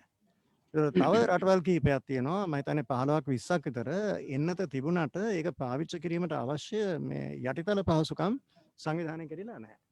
ඉතින් ඒතර ඒකෙන්ම මේ පෙනෙනවා අපේ රටේ එන්නත දීම මේ විධිමත් ලෙස ක්‍රමානුකූල ලෙස කෙරෙලා තිබෙනවා. ඒකෙන් අපේ ජනතාවට ලොකු මේ සෙතක් ලැබිලා තිබෙනවා. ඒකෙන්ම පැහැදිලි වෙනවා. අමතුමා ඒකට අවුරුදු නිවාඩුව සම්බන්ධයෙන් මොන හරි සාකච්ඡාවක් තීරණයක් අරගෙන තියෙනවද? මොකද? පාසල් අවුරුදු නිවාඩු ලබා දීම සම්බන්ධයෙන් සාකච්ඡාවක් සිද්ධ වුණාද? ඒකේ දිනමකවාන සම්බන්ධයෙන්? ඒක ඉස්සෙල්ලා තීරණය කරපු දිනවලටම කරනවා. ඒකේ වෙනසක් නැහැ. අපි පාසල් සියලුම පාසල් මුළු රටේම ආරම්භ කරනවා. ඊට පස්සේ අවුරුදු කාලයට පාසල් වහලා නිවාඩු කාලයට යලි ආරම්භ කරනවා. ඒ පිළිබඳ කිසිම වෙනසක් නැහැ. එකම වෙනස අපි ඉස්සෙල්ලා මේ කල්පනා කරලා තිබුණේ අප්‍රේල් 19 වෙනිදා. ඒ කියන්නේ අවුරුදු කාලයට පස්සේ පාසල් විවෘත කිරීමට දැන් අප්‍රේල් 19 වෙනිදා ටෙක් බලා සිටීමට අවශ්‍යතාවයක් නැහැ. මාර්තු 29 වෙනිදා දිවයිනේ සියලුම පාසල් පෙර පාසල් ඇතුළුව ආරම්භ කිරීමට පුළුවන් තත්ත්වයක් තිබුණා. ජෙල් පිරි සැමතුමනි පසුගිය වසරේ දෙසැම්බර් මාසයේ පැවැත්වීමට නියමිත තිබුණු සාමාන්‍ය පෙළ විභාගය පැවැත්වුණේ මේ අවුරුද්දේ අප්‍රේල් මාසයේ. ඒ කියන්නේ මේ මාසේ තමයි පැවැත්වුණේ.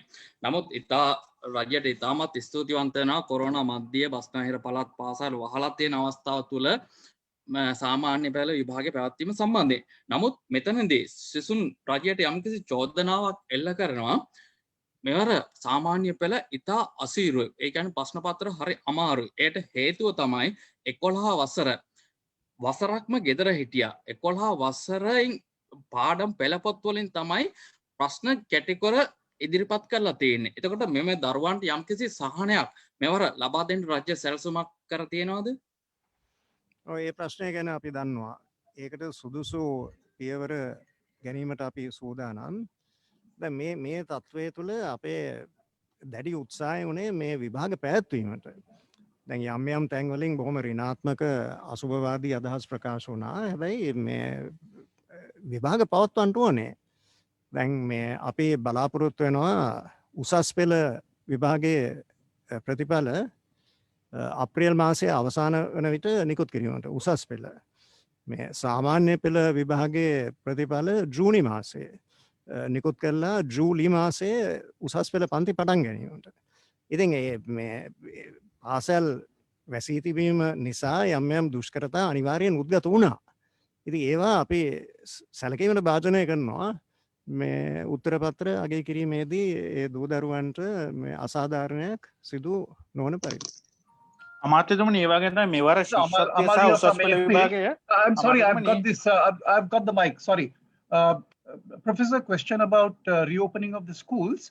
With the reopening on the 29th, does it mean by extension that all private schools, international schools, and private tutories can also open at about the same time? Yeah, that is so. That is so. We are not distinguishing among private schools and government schools. The issue is whether the health conditions prevailing in the country are conducive to the reopening of schools. So once a policy decision is made that the health situation enables the reopening of schools, there is no restriction whatsoever with regard to private schools and international schools. The situation is the same for all of them. Just to clarify on this, on the follow-up, just to clarify on this, Professor, does it mean that even the tutories, the private tuition classes, they also can resume, they can go back to those classes? No, there is no decision yet about tutories. We must go step by step. Everything cannot be done all at once, because then we are subjecting the children who are attending these classes to some degree of risk. So it is being done in a methodical, systematic way, incrementally, step by step. දැන් මේක ලොකු පියවරක් විශාල ප්‍රගතියක් මුළු රටේම පාසල් පෙර පාසල් ඇතුළු මුළු රටේම පාසල් විවෘත වෙනවා. උපකාරක පන්ති පිළිබඳ තාම අවසාන තීරණයක් නැහැ. ඒ තත්ත්වය තවදුරටත් සමාලෝචනය කරලා හැකියතාක් ඉක්මනට ඒ සඳහාත් අවසර දීමට රජය බලාපොරොත්තු වෙනවා. අමාත්‍යතුමනි මේ වසරේ උසස් පෙළ සහ ශිෂ්‍යත්ව විභාගයේ අමාත්‍යතුමනි මේ වසරේ උසස් පෙළ සහ ශිෂ්‍යත්ව විභාගයේ සම්බන්ධ මීට පෙර කතිකාවතක් පැවතුණා මේක මේ කල්යමක් සිද්ධ වෙනවා කියලා. ඒත් නැවත කියලා තිබ්බ මේ තියෙන තත්ත්වයේ සැලකිල්ලට ගැනීමෙන් තියනව නැද්ද කියන්නේ කල්යනවද නැද්ද කියන එක තීරණය කිරීමක් කරලා නැහැ කියලා. ඇත්තටම මේ වෙනකොට උසස් පෙළ සහ ශිෂ්‍යත්වය සම්බන්ධයෙන් තියෙන ප්‍රශ්නය මොකක්ද? ඒ කියන්නේ අගෝස්තු මාසේ නිශ්චිතවම පැවැත්වෙනවද කල්යමක් සිද්ධ වෙයිද? නෑ අවසාන තීරණයක සම්බන්ධ නැහැ. ඒක අපි සාකච්ඡා කරමින් යනවා. ඊටමත් ඉක්මනින් ඒ පිළිබඳ අපේ තීරණය ප්‍රකාශයට පත් කිරීමට පුළුවන් වෙයි කියලා අපි විශ්වාස කරනවා. බොහොම ස්තුතියි ගරු අමාත්‍යවරුනි. ඒ වගේම මාධ්‍යවේදීන්ට මතක් කිරීමත් කරනවා මේන් පස්සේ මේ කැබිනට් තීරණ දැනුම් දීම පිළිබඳව දමින මාධ්‍යයේ පැහැදිලි කිරීම කරනවා. ඒ හින්දා ඒකට අවශ්‍ය අයට මේ Zoom තාක්ෂණය ඔස්සේ දිගටම රැඳී ඉන්න කියලා ඉල්ලීමකුත් කරනවා. බොහොම ස්තුතියි අද දවසේ. ඒකත් එක්ක මේ අනිත් එක මේ අපේ දෙසතිය මැගසින් එකද ලොන්ච් කරනවා. ඔව් ඒක කියනොත් බෑ. ඔව් කියන්නේ මේ කට්ටියට ඉන්නේ කියලා මේකෙන් පස්සේ. ඒ වගේම මේ තව විනාඩි 10කින් විතර දෙසතිය සංග්‍රහව පාසල් වලට මේ නොමිලේ ලබා දීමේ වැඩසටහනක් තියෙනවා. එම ඒ සඳහාටත් මේ අවස්ථාවටත් මේ සමග සම්බන්ධ වෙන්න කියලා මාධ්‍යවේදීන්ගෙන් ඉල්ලා සිටිනවා. බොහොම ස්තුතියි.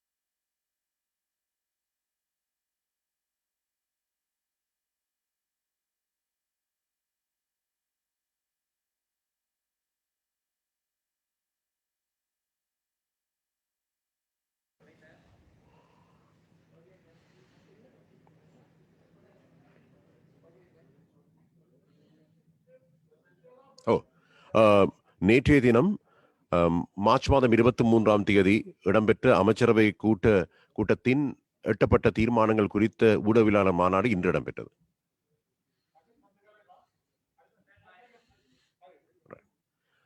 அனைவருக்கும் வணக்கம். நேற்றைய தினம் மார்ச் மாதம் 23ஆம் தேதி இடம்பெற்ற அமைச்சரவை கூட்டத்தில் எட்டப்பட்ட தீர்மானங்கள் குறித்த ஊடகவியலாளர் மாநாடு இன்று சற்று நேரத்துக்கு முன்னர் நிறைவடைந்தது. இந்த ஊடகவியலாளர் மாநாடு அமைச்சரவை பேச்சாளர் தகவல் ஊடகத்துறை அமைச்சர் கௌரவ கேஹிலி ரம்புக்வெல் அவர்களுடைய தலைமையில் இடம்பெற்றது. அவரோடு இணைந்தவர் தகவல் திணைக்களத்தின் பதில் பணிப்பாளர் நாயகம், அதே போன்று தகவல் ஊடகத்துறை அமைச்சின் மேலதிக செயலாளர் திரு ருவான் சத்குமார் அவர்கள். அமைச்சர் கேஹிலி ரம்புக்வெல் அவர்கள் முதலில் இங்கே அமைச்சரவை தீர்மானங்கள் குறித்த சில விளக்கங்களை தந்தார். அதிலே முதலாவதாக எடுத்துக்கொண்ட விடயம் COVID-19 தொற்று நிலைமையில் கல்வி கட்டமைப்பில் கற்றல் கற்பித்தல் செயல்முறையை தொடர்ந்து மேற்கொள்வதற்காக வானொலி சேவை ஒத்துழைப்பை பெறல் என்பது பற்றிய விடயத்துக்கு அமைச்சரவை அங்கீகாரம் வழங்கியிருக்கிறது.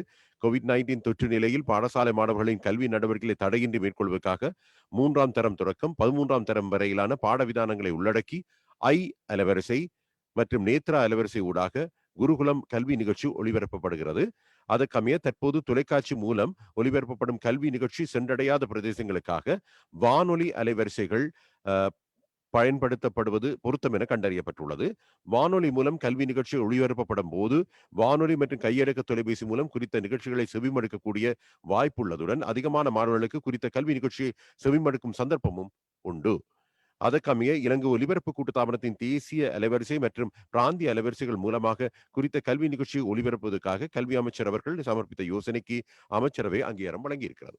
அடுத்து இளைஞர் தொழில் முயற்சி அபிவிருத்தி நிதியத்தை ஸ்தாபித்தல் தொடர்பான விடயத்துக்கும் அமைச்சரவை அங்கீகாரம் வழங்கியிருக்கிறது.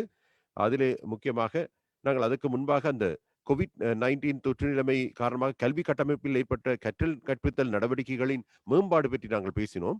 அதிலே பரீட்சைகள், புலமை பரிசில் பரீட்சைகள், காபோதா சாதாரண பரீட்சை, உயர்தர பரீட்சைகள் அது பற்றியும் பிரஸ்தாபிக்கப்பட்டது. அந்த பரீட்சைகள் தாமதமடையாமல் இருக்க வேண்டுமானால், உரிய நேரத்தில் இடம்பெற வேண்டுமானால் இத்தகைய ஒரு கட்டமைப்பு, இத்தகைய ஒரு செயல் திட்டம் அமைய வேண்டும் என்றும் அமைச்சர் அங்கே வலியுறுத்தி இருந்தார். அடுத்ததாக நாங்கள் இளைஞர் தொழில் முயற்சி அபிவிருத்தி நிதியம் பற்றி நாங்கள் பேசுகிறோம். அதிலே இங்கே புதிய தொழில் முயற்சியாளர்களாக வியாபாரத்துறையில் பிரவேசிக்கும் இளைஞர் சமூகத்திடம் முதலீட்டுக்கு போதுமான நிதி வளம் இன்மை அவர்கள் முகம் கொடுக்கும் முக்கிய சவாலாக உள்ளது. அதனால் பல்வேறு முறைசாரா முறைகள் மூலம் தேவையான நிதி வளத்தை பெற்றுக் கொள்வதற்கு இளைஞர் தொழில் முயற்சியாளர்கள் முயற்சிப்பதால் அவர்கள் பல்வேறு சிரமங்களை எதிர்கொள்வதாக தெரிய வந்துள்ளது. சுவிட்சத்தின் நோக்கு அரச கொள்கை பிரகடனத்தின் மூலம் இளைஞர் அபிவிருத்தி நிதியத்தை ஆரம்பிப்பதற்கும் குறித்த நிதியத்தை மேம்படுத்துவதற்காகவும் இளைஞர் அபிவிருத்தி லொத்தர் ஆரம்பிப்பதற்கும் யோசனை தெரிவிக்கப்பட்டிருக்கிறது. அதுக்கமே குறித்த நிதியத்தை பாராளுமன்ற சட்டத்தின் மூலம் ஸ்தாபிப்பதற்கும் அதற்கான சட்டமூலத்தை தயாரிப்பதற்காக சட்டவறிஞருக்கு ஆலோசனை வழங்குவதற்கும் விளையாட்டு மற்றும் இளைஞர் விவகார அமைச்சர் அவர்கள் சமர்ப்பித்த யோசனைக்கு அமைச்சரவை அங்கீகாரம் வழங்கியிருக்கிறது. அடுத்ததாக தேசிய விளையாட்டு தினத்தை பிரகடனப்படுத்தல் தொடர்பான விடயம் ஆண்டுதோறும் ஏப்ரல் 6ஆம் தேதி இலங்கை தேசிய விளையாட்டு தினமாக பிரகடனப்படுத்தப்படுவதற்கு 2014ஆம் ஆண்டு ஜூலை மாதம் 10ஆம் தேதி இடம்பெற்ற அமைச்சரவை கூட்டத்தில் தீர்மானிக்கப்பட்டது. ஆனாலும் ஏப்ரல் மாதம் 6ஆம் தேதி என்பது நாட்டில் நிலவும் பண்டிகை காலம் மற்றும் புதுவருட கொண்டாட்ட தயார்படுத்தல்களால் குறித்த தினத்தில் மக்களின் கவனத்தை ஈர்த்துக் கொள்வது சிரமமாகும். விளையாட்டு தினத்தை பிரகடனப்படுத்துவதன் மூலம் விளையாட்டு வீரர்களுக்கும் அனைத்து மக்களுக்கும் விளையாட்டு தொடர்பான அறிவும் ஈடுபாடும் ஏற்படுவதால் தேசிய விளையாட்டு தினமாக வேறொரு தினத்தை பிரகடனப்படுத்தும் தேவையை விளையாட்டுத்துறை சார்ந்த பல்வேறு தரப்பினர் சுட்டிக்காட்டுகின்றனர். குறித்த விடயங்களை கருத்தில் கொண்டு இலங்கைக்கு புகழை ஈட்டி தந்த டங்கன் வைட் அவர்கள் ஒலிம்பிக் போட்டியில் 400 மீட்டர் தடை தாண்டல் ஓட்ட போட்டியில் வெள்ளிப்பதக்கத்தை பெற்றுக்கொண்ட ஜூலை மாதம் 31ஆம் தேதியை தேசிய விளையாட்டு தினமாக பிரகடனப்படுத்துவதற்காக விளையாட்டு மற்றும் இளைஞர் விவகார அமைச்சர் அவர்கள் சமர்ப்பித்த யோசனைக்கு அமைச்சரவை அங்கீகாரம் வழங்கியிருக்கிறது. அடுத்து முன்மொழியப்பட்ட சொத்து பயன்பாட்டு சீர்திருத்த ஆணைக்குழு சட்டம் பற்றிய ஒரு விடயம் 2021ஆம் ஆண்டு வரவு செலவு திட்ட உரையில் குறிப்பிட்டவாறு தேசிய நலன் மற்றும் தேசிய பொருளாதார மேம்பாட்டுக்காக காணி உள்ளிட்ட குறை பயன்பாட்டு சொத்துக்களை அதிக பயனுள்ள வகையில் பயன்படுத்துவதை உறுதிப்படுத்துவதற்காக துரித நடவடிக்கை மேற்கொள்ளப்பட்டுள்ளது. குறிப்பாக நீண்ட காலமாக குத்தகையின் அடிப்படையில் வழங்கப்பட்டுள்ள குறை பயன்பாட்டு அரச காணிகள் பல்வேறு காரணங்களின் அடிப்படையில் கட்டுமான பணிகள் தாமதமாகியுள்ள காணி உள்ளிட்ட குறை பயன்பாட்டு சொத்துக்கள் அரச தொழில் முயற்சியாளர்கள் பயனுள்ள வகையில் பயன்படுத்துவதற்காக பொருத்தமான பொறிமுறையை அறிமுகப்படுத்துவது முக்கிய தேவையாக உள்ளது. அதற்கமைய சொத்து பயன்பாட்டு சீர்திருத்த ஆணைக்குழு எனும் பேரில் நிறுவனம் ஒன்றை ஸ்தாபித்து அடையாளம் காணப்படும் குறை பயன்பாட்டு சொத்துக்களை பயனுள்ள வகையில் பயன்படுத்துவதற்கு தேவையான படிமுறைகளை மேற்கொள்வதற்காக குறித்த நிறுவனத்துக்கு தேவையான சட்ட அதிகாரங்களை வழங்குவதற்கும் அதுக்கு தேவையான ஏற்பாடுகள் உள்ளடங்களாக சொத்து பயன்பாட்டு சீர்திருத்த ஆணைக்குழு சட்டத்தின் சட்டமூலத்தை தயாரிப்பதற்காக சட்டவரைஞருக்கு ஆலோசனை வழங்குவதற்கு மேன்மை தங்கிய ஜனாதிபதி அவர்கள் சமர்ப்பித்த யோசனைக்கு அமைச்சரவை அங்கீகாரம் வழங்கியிருக்கிறது. அதே போன்று 1969 ஆண்டு 1ஆம் இலக்க இறக்குமதி மற்றும் ஏற்றுமதி கட்டுப்பாட்டு சட்டத்தின் கீழ் வெளியிடப்பட்டுள்ள ஒழுங்கு விதிமுறைகளை பாராளுமன்ற அங்கீகாரத்துக்காக சமர்ப்பித்தல். அது தொடர்பாக இறக்குமதி தற்காலிகமாக தடை செய்யப்பட்டுள்ள செரமிக் உற்பத்திகளை 180 நாள் கடன் அடிப்படையில் இறக்குமதி செய்வதற்காக அனுமதியை வழங்குவதற்கும் பேட்டிக் மற்றும் கைத்தறி மூலம் நெசவு செய்யப்பட்ட ஆடைகள் மற்றும் துணி வகைகள் தவிர்ந்த சேலை வகைகளை 90 நாள் கடன் அடிப்படையில் இறக்குமதி செய்வதற்காக அனுமதி வழங்கும் வகையிலான ஏற்பாடுகள் உள்ளடங்களாக 1969 ஆண்டு 1ஆம் இலக்க இறக்குமதி மற்றும் ஏற்றுமதி கட்டுப்பாட்டு சட்டத்தின் கீழ் வெளியிடப்பட்டுள்ள 2214 கீழ் 56ஆம் இலக்கம் கொண்ட 2021ஆம் ஆண்டு பிப்ரவரி 11ஆம் தேதி வர்த்தமானி அறிவித்தல் குறித்த சட்டத்தின் 20ஆம் உறுப்புரையின் கீழ் அங்கீகாரத்துக்காக பாராளுமன்றத்தை சமர்ப்பிப்பதற்கு நிதி அமைச்சராக கௌரவ பிரதமர் மஹிந்த ராஜபக்ச அவர்கள் சமர்ப்பித்த யோசனைக்கு அமைச்சரவை அங்கீகாரம் வழங்கியிருக்கிறது. அடுத்து உள்ளூராட்சி மன்றங்கள் தொடர்பாக முக்கிய கட்டளை சட்டங்களை திருத்தம் செய்தல். இன்றைக்கு பல தசாப்தங்களுக்கு முன்னர் சட்டமாக்கப்பட்டுள்ள உள்ளூராட்சி மன்றங்கள் தொடர்பான முக்கிய கட்டளை சட்டங்களான மாநகர சபை கட்டளை சட்டம், நகர சபை கட்டளை சட்டம் மற்றும் பிரதேச சபை கட்டளை சட்டம் போன்றவற்றை இற்றைப்படுத்துவதற்காக சட்டவரைஞரால் குறித்த சட்டமூலங்கள் தயாரிக்கப்பட்டுள்ளன. குறித்த சட்டமூலத்தில் மேலும் மேற்கொள்ள வேண்டிய திருத்தங்கள் பல சட்டமா அதிபரால் சுட்டிக்காட்டப்பட்டுள்ளன. குறித்த திருத்தங்கள் உள்ளடங்களாக தயாரிக்கப்பட்டுள்ள சட்டமூலத்தை மேலும் திருத்தி அமைத்து அரசியலமைப்பின் 13வது திருத்தத்தின் 154A அரசியல் அமைப்பின் ஏற்பாட்டுக்கு அமைய மாகாண சபைகளின் கருத்து கேட்டறியும் நடவடிக்கைகளை மேற்கொள்வதற்காக அரசு சபைகள், மாகாண சபைகள், உள்ளூராட்சி அமைச்சர் அவர்கள் சமர்ப்பித்த யோசனைக்கு அமைச்சரவை அங்கீகாரம் வழங்கியிருக்கிறது. அடுத்து 7 மில்லியன் ஸ்புட்னிக் 5 தடுப்பூசிகளை கொள்வனவு செய்தல் தொடர்பான விடயம். COVID-19 வைரஸ் தொற்றிலிருந்து பாதுகாப்புக்காக இலங்கையின் சனத்தொகையில் 14 மில்லியன் மக்களுக்கு தடுப்பூசி வழங்குவதற்கு சுகாதார அமைச்சு திட்டமிட்டுள்ளது. அதன் ஆரம்ப கட்டமாக 5 மில்லியன் மக்களுக்கு தடுப்பூசி வழங்குவதற்கு சுகாதார அமைச்சு நடவடிக்கை எடுத்துள்ளது. ரஷ்யா தயாரிப்பான ஸ்புட்னிக் வி அல்லது ஸ்புட்னிக் 5 என்ற வகை கொண்ட தடுப்பூசி இலங்கையில் அவசர பயன்பாட்டுக்காக தேசிய மருந்துகள் ஒழுங்குபடுத்தல் அதிகார சபை அனுமதி வழங்கியிருக்கிறது. அதற்கமைய அமைச்சரவையால் நியமிக்கப்பட்ட பேச்சுவார்த்தை உடன்பாட்டு குழுவின் பரிந்துரைக்கு அமைய 7 மில்லியன் ஸ்புட்னிக் தடுப்பூசிகளை 69.65 மில்லியன் அமெரிக்க டாலர்களுக்கு கொள்வனவு செய்வதற்காக சுகாதார அமைச்சர் அவர்கள் சமர்ப்பித்த யோசனைக்கு அமைச்சரவை அங்கீகாரம் வழங்கியிருக்கிறது. அடுத்து அனுராதபுரத்தை ஔடத உற்பத்தி வலயமாக நிறுவுதல் தொடர்பான விடயம்.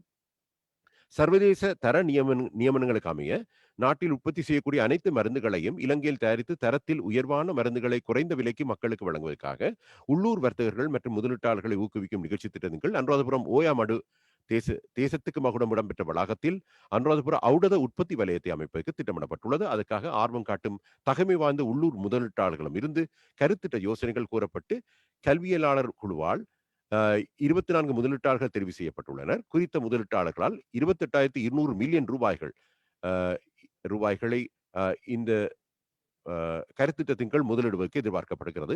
அதுக்கமைய தெரிவு செய்யப்பட்ட உள்ளூர் முதலீட்டாளர்களுக்கு முதல் 5 வருட வரிச்சலுகை காலத்துடன் கூடிய 35 வருடங்கள் காணியை குத்தகைக்கு வழங்குவதற்கு தீர்மானிக்கப்பட்டுள்ளது. முன்மொழியப்பட்ட ஔடத உற்பத்தி வலயத்தின் மருந்துகள் உற்பத்தி, விநியோகம் மற்றும் தரக்கட்டுப்பாட்டு போன்றவற்றை ராஜாங்க அமைச்சின் கீழ் மூலோபாய அபிவிருத்தி கருத்திட்டமாக செயல்படுத்துவதற்கு சுகாதார அமைச்சர் அவர்கள் சமர்ப்பித்த யோசனைக்கு அமைச்சரவை அங்கீகாரம் வழங்கியிருக்கிறது. அது முக்கியமாக தேசிய ரீதியில் ஒரு ஔடத வலயம் ஒன்று ஸ்தாபிப்பதற்கே இந்த திட்டம் முன்வைக்கப்பட்டிருக்கிறது. அடுத்து இறைபதம் அடைந்த இலங்கை அமரபுர பீடத்தின் உன்னத மகாநாயக சங்கைக்குரிய கொட்டுக்கோட தம்மாவாச தேரர் அவர்களின் இறுதிக்கிரியைகள் தொடர்பான விடயம். இறைபதம் அடைந்த இலங்கை அமரபுர பீடத்தின் உன்னத மகாநாயகர் தர்மபால வம்சலங்கார சத்தர்ம கீர்த்தி ஸ்ரீ திரிபிடக விசாரத பிரவச்சன கீர்த்தி ஸ்ரீ சாசன சோபன ஸ்ரீ சுமங்கல வித்யா வதங்ச அதி சங்கைக்குரிய அகமா பண்டித மகோபாத்திய சங்கைக்குரிய கொட்டுக்கோட தம்மாவாச தேரர் தேசிய சமய மற்றும் புத்த சாசன ரீதியாக இலங்கைக்கு ஆற்றிய உன்னத சேவையை கருத்தில் கொண்டு அதிசங்கைக்குரிய தேரர் அவர்களின் இறுதிக்கிரியைகள் நிகழ்வு இடம்பெற உள்ள 2021 மார்ச் மாதம் 25ஆம் தேதி தேசிய துக்க தினமாக பிரகடனப்படுத்துவதற்கும் இறுதிக்கிரியை இடம்பெறும் நகர எல்லைக்குள் துக்க தினமாக கொண்டு அன்றைய தினம் கொழும்பு மாவட்டத்தில் இறைச்சிக்காக விலங்குகள் அறுத்தல் நிலையம் மற்றும் மாமிச விற்பனை நிலையங்களை மூடுவதற்கும் மதுபான சாலைகள் மற்றும் மதுபான விற்பனை நிலையங்களை மூடுவதற்கும் மேன்மை தங்கிய ஜனாதிபதி அவர்கள் சமர்ப்பித்த யோசனைக்கு அமைச்சரவை அங்கீகாரம் வழங்கியிருக்கிறது. அவை அமைச்சரவையில் எட்டப்பட்ட தீர்மானங்கள் குறித்த விடயங்கள். அதன் பின்னர் ஊடகவியலாளர்கள் கேட்ட கேள்விகளுக்கான பதில்கள் இவ்வாறு அமைந்திருந்தன. அதற்கு கௌரவ அமைச்சர் கேலிய ரம்புக்வெல்ல அவர்கள் இவ்வாறு தெரிவித்திருந்தார். ஒரு ஊடகவியலாளர் இவ்வாறு கேட்டிருந்தார்.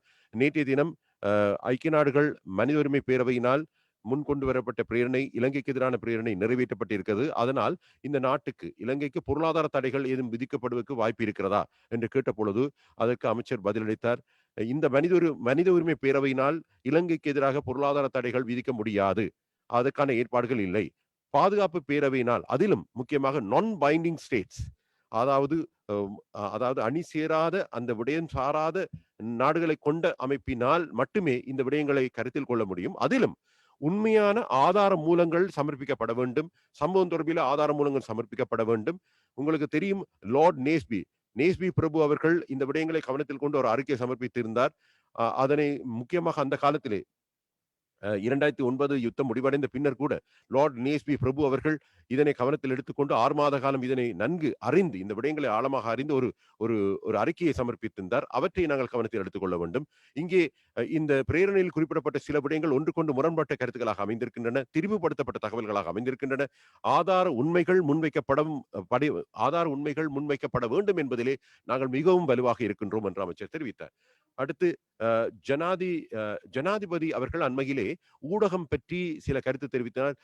சிவப்பு எச்சரிக்கை விடுத்ததாக கூட சிலர் தெரிவிக்கிறார்களே. அந்த நிலையிலே இருந்த தகவல் திணைக்கள பணிப்பாளர் நாயகம் திரு நாலக கல்வியோ அவர்கள் ராஜினாமா செய்திருக்கின்றார். இது பற்றி உங்களுடைய கருத்து என்ன என்று கேட்டபொழுது அமைச்சர் தெரிவித்தார், திரு நாலக கல்வியோ அவர்கள் தகவல் திணைக்கள பணிப்பாளர் நாயகம் பதவியிலிருந்து விலகியது தனிப்பட்ட விடயம். அது தனிப்பட்ட விடயம். அதனை உண்மையாக நாங்கள் சொல்ல போனால் அவர் தன்னுடைய எதிர்காலத்திலே இன்னும் முன்னே செல்ல வேண்டும் என்ற ஒரு கருத்தின் பேரிலே, எண்ணத்தின் பேரிலே அவர் அந்த தீர்மானத்தை எடுத்திருக்கின்றார். அவர் எதிர்காலத்திலே வேறு பல உயரங்களை எட்ட வேண்டும் என்ற காரணத்துக்காக அது அவருடைய தனிப்பட்ட விருப்பம். இப்படியாக ஒரு நிறுவனத்திலே புதிய நியமனங்கள், பதவி விலகல் பற்றி நாங்கள் பேசுவதாக இருந்தால் அது ஒரு வருடத்துக்கு மேலாக போகும். ஒவ்வொன்றுக்கும் விளக்கம் சொல்வதற்கு என்றும் அமைச்சர் தெரிவித்தார். அடுத்து ஜனாதிபதி அவர்கள் ஊடக சுதந்திரம் பற்றி அவர் குறிப்பிடும் பொழுது ஊடக சுதந்திரம் இருக்க வேண்டும் என்பதை வலியுறுத்தி இருக்கின்றார். ஆனால் ஊடக நிறுவனங்களின் உரிமையாளர்கள் இதனை பிழையாக பயன்படுத்துகிறார்கள். ஊடக உரிமையாளர்களுக்கு இதனை பிழையாக பயன்படுத்துகின்ற ஒரு உரிமை இருப்பது போன்று தெரிகிறது. எனவே ஊடக உரிமையாளர்கள் தான் இந்த விடயத்தை சற்று திரிவுபடுத்தி நாட்டை வேறு விதமாக கொண்டு செல்வதற்கு முயற்சிக்கின்றார்கள். அது தொடர்பில் தான் கருத்து தெரிவிக்கப்பட்டதை தவிர ஊடக சுதந்திரம் தொடர்பிலே எந்த ஒரு குந்தகமான கருத்துக்களும் வெளியிடப்படவில்லை என்பதைத்தான் அமைச்சர் வலியுறுத்தினார். அடுத்து கஜு மாவட்டத்தில் 27 வீடுகள் தீக்கிரையாகின, அது பற்றி ஒரு கேள்வி எழுப்பப்பட்டது. அதுக்கு அமைச்சர் தெரிவித்தார், அனைத்து முகாமைத்துவ நிலையம் மதிப்பீட்டு பணிகளை மேற்கொண்டு அதற்கான நஷ்டஈடுகளை வழங்கும் என்று தெரிவித்தார். புர்கா தடை தொடர்பிலே இலங்கையின் நிலைப்பாடு என்ன என்று கேள்வி கேட்கப்பட்டது. இது தொடர்பாக ஆராயப்பட்டு வருகிறது. முழுமையாக ஆராய்ந்து பாதுகாப்பு காரணங்களையும் நாட்டு மக்களுடைய பாதுகாப்பையும் கருத்தில் கொண்டு ஒரு தீர்மானம் எடுக்கப்படும். ஏற்கனவே உங்களுக்கு தெரியும், உலக நாடுகளிலே 16 நாடுகளிலே இந்த புர்கா தடை செய்யப்பட்டிருக்கிறது. அதிலே 3 நாடுகள் முஸ்லிம் நாடுகள். எனவே அதிலே 16 நாடுகளில் சுவிட்சர்லாந்து, பிரான்ஸ், டென்மார்க் போன்ற நாடுகளும் இருக்கின்றன. எனவே விரிவான பேச்சுவார்த்தை நடத்தப்பட்டு இது தொடர்பிலே இறுதியான ஒரு தீர்மானம் எடுக்கப்படும் என்று அவர் குறிப்பிட்டிருந்தார். அதே போன்று இன்னொரு கேள்வி கேட்கப்பட்டது, ரஷ்யாவின் ஸ்புட்னிக் அந்த தடுப்பூசி கொண்டு வரப்படும் பொழுது ஆரம்பத்திலே இந்தியாவின் அஸ்ட்ராசெனிகா தடுப்பூசி வழங்கப்பட்டவருக்கு 2வது டோஸ் இந்த ஸ்புட்னிக் வழங்கப்படுமா என்ன, அது தொடர்பில் ஒரு விளக்கம் தாருங்கள் என்று கேட்ட பொழுது இல்லை, இந்தியாவின் அஸ்ட்ராசெனிகா வழங்கப்பட்ட 1வது டோஸ் வழங்கப்பட்டவர்களுக்கு அதே இனத்திலே இந்தியா அஸ்ட்ராசெனிகா தடுப்பூசியே வழங்கப்படும் 2வது டோஸாக. ஸ்புட்னிக் வழங்கப்படுமாக இருந்தால் அது ஒரு வலயப்படுத்தப்படும் மத்திய மாகாணத்துக்கு அல்லது வடமத்திய மாகாணத்துக்கு அது வலயமயப்படுத்தப்பட்டு வழங்கப்படும். அந்த பகுதி மக்களுக்கு 1வது டோஸ் ஸ்புட்னிக்காக இருந்தால் அடுத்த டோஸும் ஸ்புட்னிக்காகவே அமையும் என்று சொன்னார். அதே போன்று இந்த சுற்றாடல், மாசடைதல், காடழித்தல் தொடர்பான விடயங்கள் பற்றி பேசப்படுகிறது. பாரம்பரியமாக வாழ்ந்த மக்கள் 10-15 வருடங்கள் வாழ்ந்த வறிய மக்கள் அந்த இடத்தில் இருந்து அப்புறப்படுத்தப்படுகிறதே, அது பற்றி கருத்து கேட்ட பொழுது அமைச்சர் தெரிவித்தார், உண்மைதான், நாங்கள் அதனை ஏற்றுக்கொள்கிறோம். வனஜீவராசிகள் சட்டத்தின் மூலம் இப்படியான விடயங்கள் இடம்பெறுகின்றன. எனவே இந்த சட்டத்திலே சில மாற்றங்களை கொண்டு வர வேண்டும். இது பற்றி ஆராய்கின்றோம். 1886 ஆண்டு சட்டத்திலே கொழும்பு கண்டி வீதி பற்றி பேசப்பட்டது. அது ஒரு மாட்டு வண்டி வீதியாக இருந்தது. இப்பொழுது அந்த வீதி மாற்றப்பட்டிருக்கிறது. எனவே அந்த யுகத்தையும் இந்த யுகத்தையும் நாங்கள் ஒப்பிட முடியாது. எனவே இது பற்றியெல்லாம் ஆராய்ந்து அந்த மக்களுக்கு நியாயத்தை பெற்றுக் கொடுக்க நாங்கள் நடவடிக்கை எடுப்போம் என்று அமைச்சர் தெரிவித்திருந்தார். மற்றது COVID-19 தடுப்பூசிகள் ஊடகவியலாளர்களுக்கு எவ்வாறு வழங்கப்படுகிறது கேட்ட பொழுது அதற்கான பெயர் பட்டியல் ஒவ்வொரு ஊடக நிறுவனத்திடமிருந்து கேட்கப்பட்டிருக்கிறது. அந்த பெயர் பட்டியலின் அடிப்படையிலே நன்கு ஆராய்ந்து அவற்றை வழங்க வேண்டியிருக்கிறது. அதுக்கு சுகாதாரத்துறை அமைச்சிடமும் இந்த வேண்டுகோள் விடுக்கப்பட்டிருக்கிறது. அவர்களோடும் ஆராய்ந்து நாங்கள் இந்த விடயத்தை செய்வோம் என்று தெரிவித்திருந்தார். அடுத்த இன்னொரு கேள்வி, வாகனங்களிலே டயர்கள் பழுதடைந்தது. அந்த பழுதடைந்த டயர்கள் அவை பற்றியெல்லாம் ஒரு கருத்து தெரிவிக்கப்படுகிறது. இது அரசாங்க வாகனங்களுக்கு இந்த வாகனங்களின் டயர்கள் பரிசீலிக்கப்பட மாட்டாது என்ற ஒரு கருத்து இருக்கிறது. தனியார் வாகனங்களுடைய டயர்கள் மட்டுமே பரிசீலிக்கப்படுகிறது என்ற ஒரு கருத்து இருக்கிறது. அது பற்றி உங்களுடைய கருத்து என்ன என்று கேட்டபொழுது அமைச்சர் சொன்னார், இல்லை, அப்படி இல்லை. அரசாங்க வாகனம் என்று இல்லை, தனியார் வாகனம் என்று இல்லை, எல்லா வாகனங்களின் டயர்களும் அதனுடைய தரம், அதனுடைய தேய்மானம் பற்றியெல்லாம் ஆராய்ந்து அதுக்கான நடவடிக்கைகள் எடுக்கப்படும் என்று தெரிவித்தார். அடுத்து, பஸ் வண்டி விபத்திலே 14 உயிர்கள் காவு கொள்ளப்பட்டன. சாரதிகள் கைது செய்யப்பட்டார்கள். ஆனால் இது தொடர்பான ஏனைய தரப்பினரும் விசாரணைக்கு உட்படுத்தப்படுவார்களா என்று கேட்ட பொழுது அதுக்கு அமைச்சர் ஆம், உண்மையாக இணங்குகிறோம். இந்த அனைத்து தரப்பினரையும் விசாரித்து உரிய சட்ட நடவடிக்கை எடுக்கப்படும் என்று தெரிவித்தார். அடுத்து, ஐக்கிய நாடுகள் மனித உரிமை பிரேரணையினால் நிறைவேற்றப்பட்ட அந்த நேற்றைய பிரேரணையின் மூலம் 9 பேர் அடங்கிய ஒரு குழு இலங்கைக்கு வந்து உண்மை தகவல்களை ஆராய போகிறது என்று சொல்கிறார்களே, அதுக்கு நீங்கள் அனுமதி வழங்குவீர்களா என்று கேட்ட பொழுது அமைச்சர் சொன்னார், உண்மையான ஆதார மூலங்களை ஆராய்வதற்கு அது தொடர்பாக நாங்கள் இங்கே உள்ளக ரீதியாக நாங்கள் ஆராய்ந்து உயர்மட்டத்திலே ஆராய்ந்து நாங்கள் ஒரு நடவடிக்கை எடுப்போம், ஒரு தீர்மானம் எடுப்போம். அவர்களை அனுமதிப்பதா இல்லையா என்பது குறித்த தீர்மானமும் அந்த வேளையிலே எடுக்கப்படும் என்று அவர் குறிப்பிட்டார். அடுத்து, பாடசாலைகள் பற்றி இங்கே குறிப்பிடப்பட்டது. இந்த வேளையிலே அந்த அமைச்சரவை தீர்மானங்களை அறிவிக்கும் ஊடகவியலாளர் மாநாட்டிலே கல்வி அமைச்சர் பேராசிரியர் GL பீரிஸ் அவர்களும் இணைந்து கொண்டார். பேராசிரியர் GL பீரிஸ் அவர்கள் தெரிவித்தார், அனைத்து பாடசாலைகள், மேல் மாகாணத்தில் உள்ள அனைத்து பாடசாலைகளும் இதுவரும் மார்ச் மாதம் 29ஆம் தேதி ஆரம்பமாகும் என்று தெரிவித்தார்.